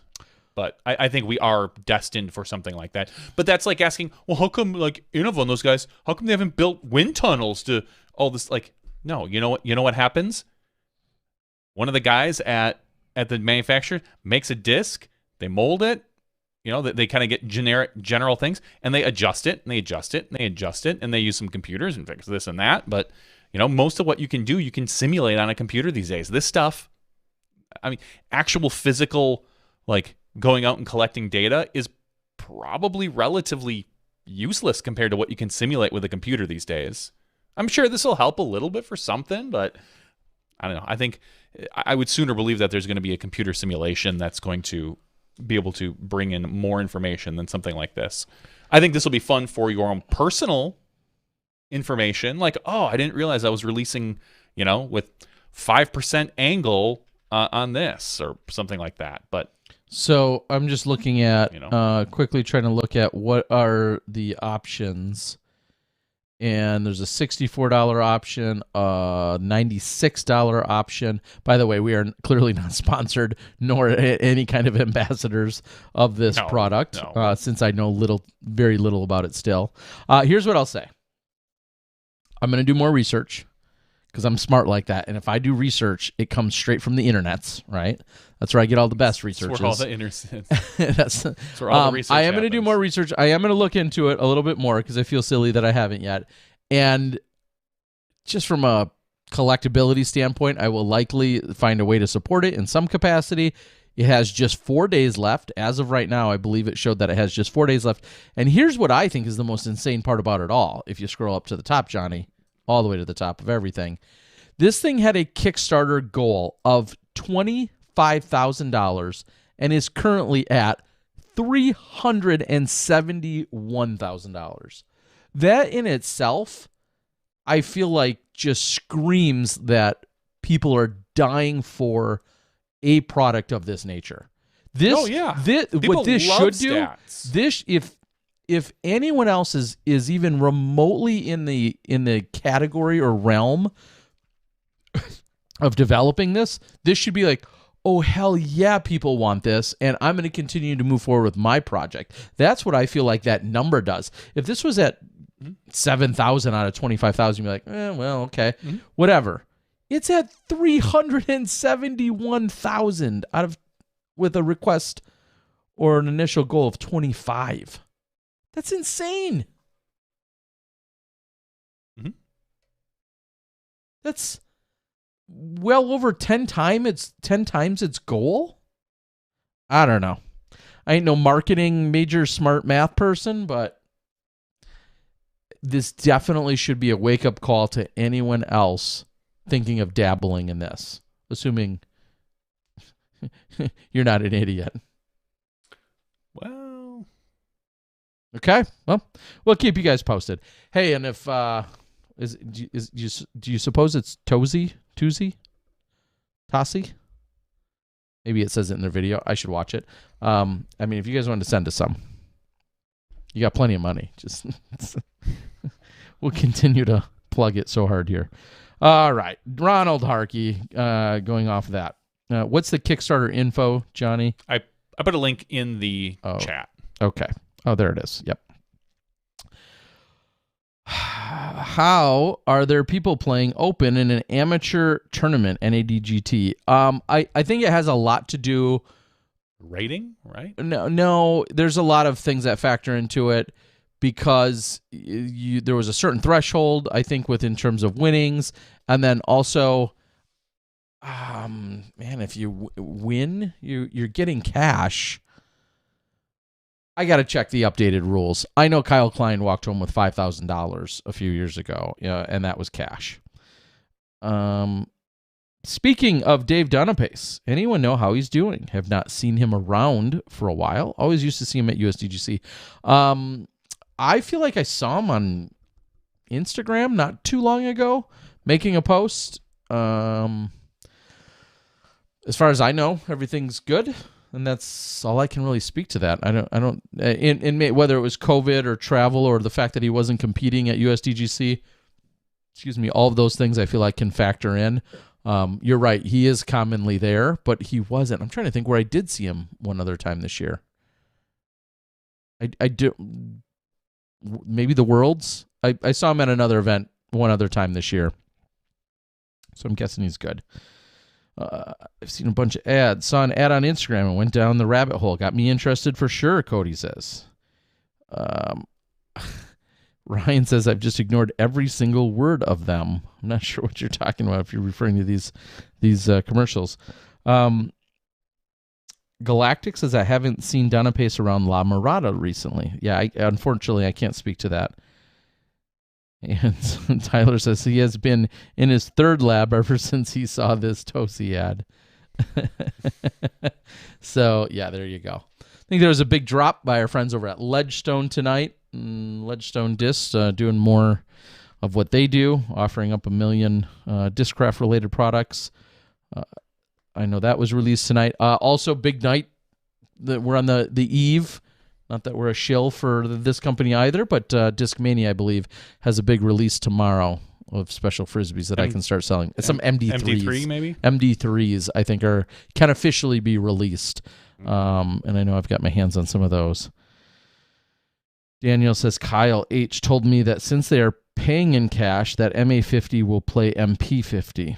So, yeah, we'll have more details, I'm sure, as we move into next week's podcast with relation to the NADGT.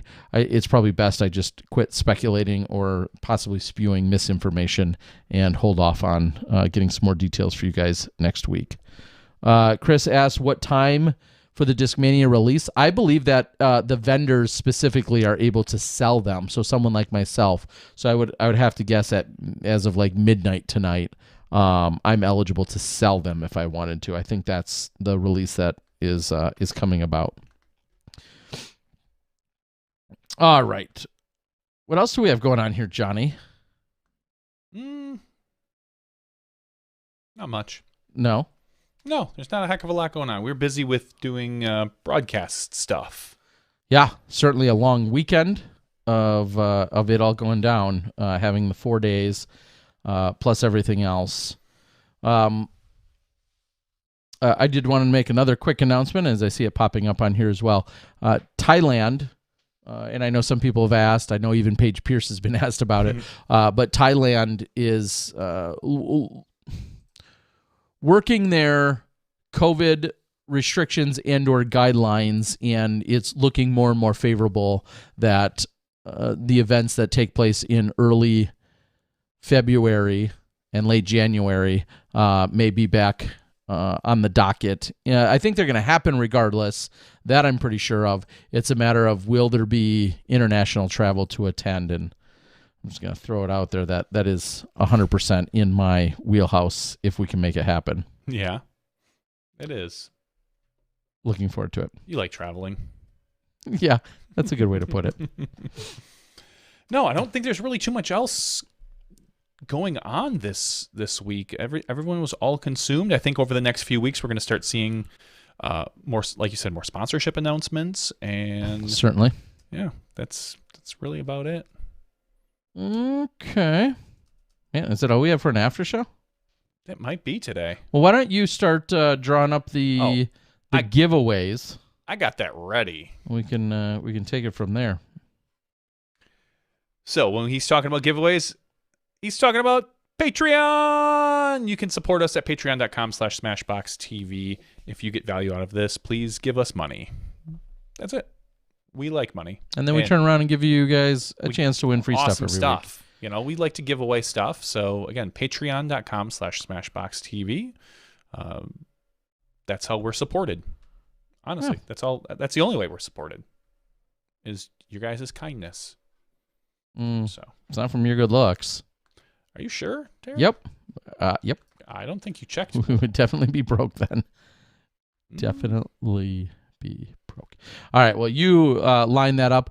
It's funny that I'm already seeing out on, and no surprise, of course, lots of speculation and such, but someone on a disc golf debate group had just made a mention of Drew's contract. Is that good for Infinite? Is that good as a lifetime contract? Blah, blah, blah. I don't think there's speculation. Yeah, I was just gonna say I'll go as far right now as already saying there is no way I think you can even arrive at a legitimate debate of that, because I don't feel like enough details are even out there at all to discuss it. Because we know almost nothing about the actual concrete details. And I think they're going to be, of course, most of them will be released soon, but because ultimately, if you talk about a lifetime deal, you're thinking, who is this good for? Is it good for the player? It's good for the player if you feel like the sport is going to, not say plateau, but not necessarily expand as quickly as it has been, and you're locking yourself into a commitment. Is it good for the manufacturer? Maybe if you think the sport's going to grow or the player itself is going to blow up and do a lot better, you have them locked in. I mean, maybe he went with that, Bobby Bonilla move where the Mets are still paying Bobby Bonilla for like the next 8 years or something, and Drew's just going to kind of milk this into his retirement. I don't know, but if Drew's happy with it, then good for Drew. And again, unless we actually saw the contract, I'm sure there are enough stipulations, enough outs on both sides that everybody was happy. Yeah.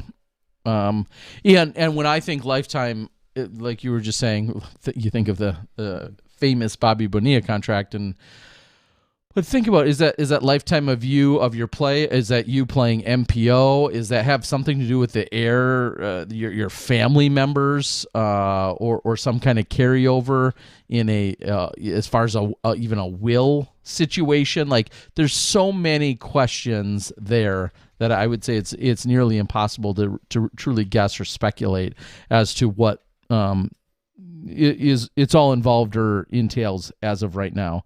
Something else I wanted to say is I know that Dude Clothing, who had made a run at making high-end disc golf merchandise and clothing, I believe they're actively doing their form of a liquidation. I know they have it says 60 different products are on sale, are jackets, hoodies, and tees.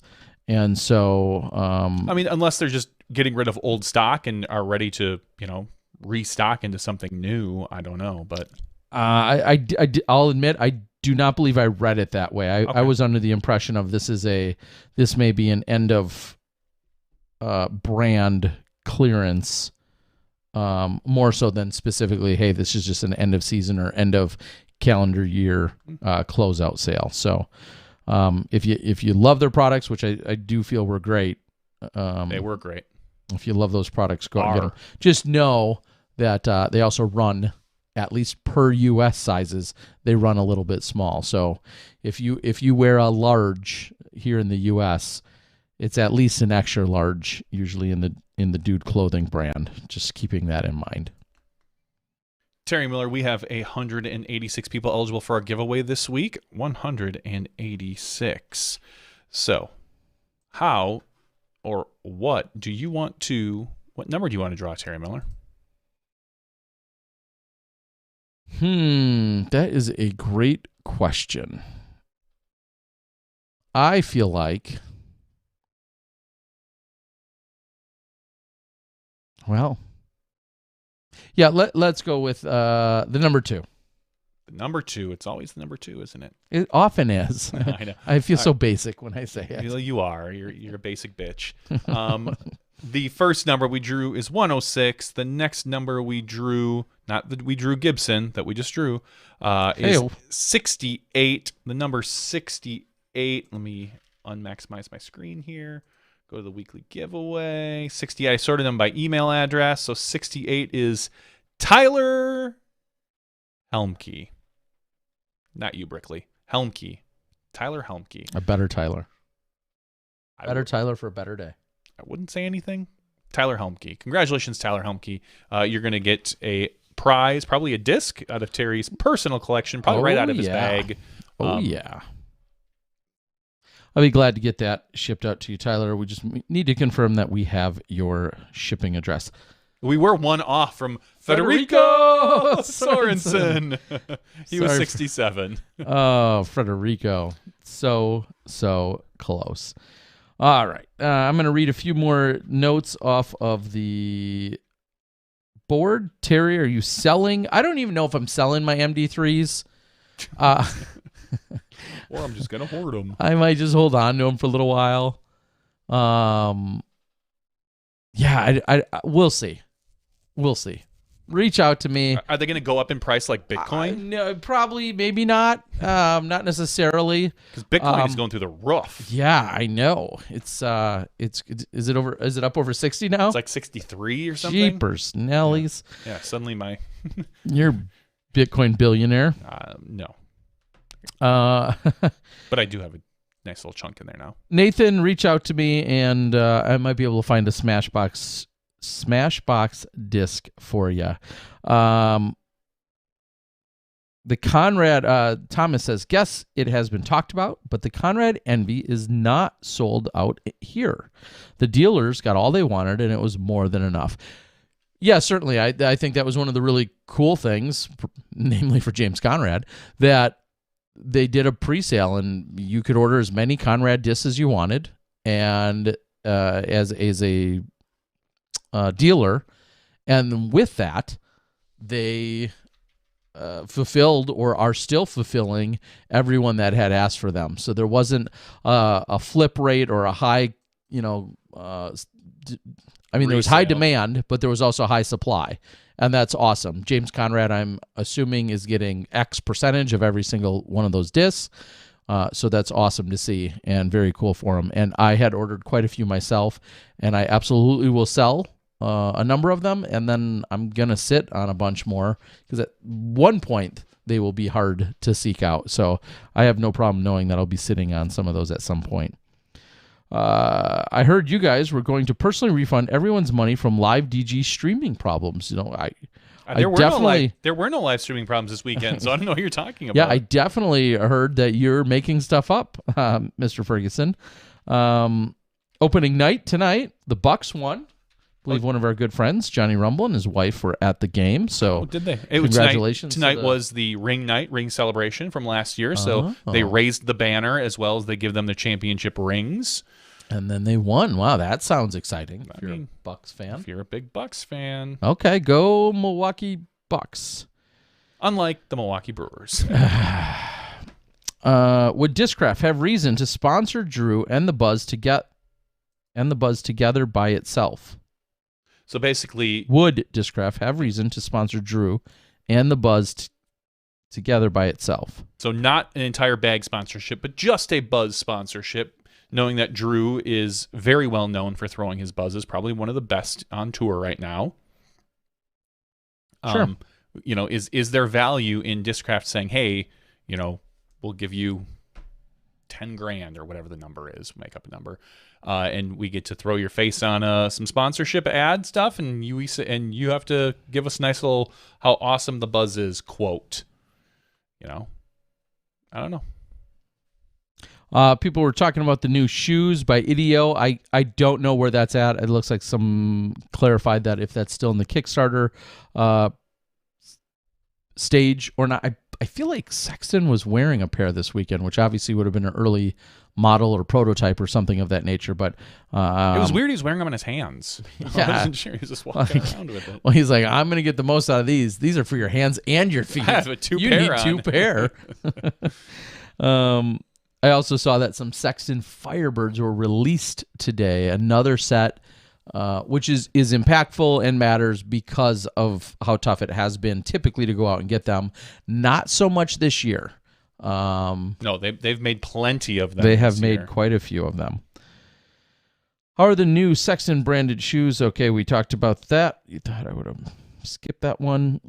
Appreciate it. Thank you so much, Ryan Pilcher, for being here.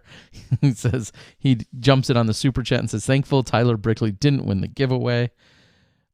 Tyler Brickley said, second time I've been close to my dream and had it ripped away from me, $10. Tyler, we're going to get something in the works and maybe some commentary action. It'll be fun when we finally get a chance to work together in the right ways, my friend. Ronald says, I have some brand new old MD3s in a box taking offers. Yeah, you got to wonder, and that's is a valid question from just a generic disc golf perspective of, will the older, truly originals which sounds funny to say. Will they be any more sought after? How are they going to fly different? I feel like it's going to be an all or nothing. Either everybody's going to love the new molds, new molds, or everyone's going to be like, no, the originals were so much better. It's disc golf, so who knows how that's going to pan out. But I'm guessing we're going to see some of that. Flip a coin there, buddy. Flip a coin. Sexton wore them at the USDGC. The Kickstarter has ended, and they are working on shipping product to backers now. And if I know you, Ryan, you probably have a pair coming to your house. I think I was a little late on that. Otherwise, I might have got in on that for fun as well. But I guess that's it. If you guys don't have anything to give to us in terms of topics, questions, or information, then maybe that's all we've got these days for y'all. Well, I just pledged for Tosi, so we'll do. What pledge did you make? Are you getting? I don't know if I want that public knowledge. All right. Just kidding. I went with the $168 pledge, the 3 discs. We'll see how it works. I wanted a putter, a mid, and a driver. So we'll see how it goes. I think these are the LED ones. I don't know. I didn't even really hardly read it. So. Johnny's just throwing. I'm here to support. I did the same thing for the Alpha discs way back when, which are in one of these boxes with the rubber inserts that were supposed to be the same, and the different rubber inserts were supposed to make them stable or unstable, and look how that turned out. Those are amazing, aren't they? Yes, totally amazing. All right, guys. That's all I throw. I guess that's about all that we have. Looking forward to this weekend. I'll see, again, many of you down at the Beach Bash, hanging out with all those fun peeps that will be down there. Following weekend, NADGT finals. Following weekend, we got weddings and then off to Arizona. There's plenty of stuff going on in disc golf, and I know we keep calling it the off season, which from our largest professional events it is. It is the off season, but there is still very much good, exciting, fun golf and golf related things going on. Good luck to everyone in Las Vegas this weekend. The Halloween event is taking place, and if the Beach Bash wasn't so damn appealing, I would have found myself out in Vegas. So good luck to everyone out there in Vegas. Have fun out there with that event as well. We're going to close it down for Johnny V and myself, Terry Miller, the Disc Golf Guy, along with all you incredible super chatters and people that chimed in on Facebook or YouTube. We appreciate you guys for joining us. Thank you to all of our Patreon subscribers and supporters. We love all of you as well. For Johnny and I, we'll see you next week when you step inside the Smash Box.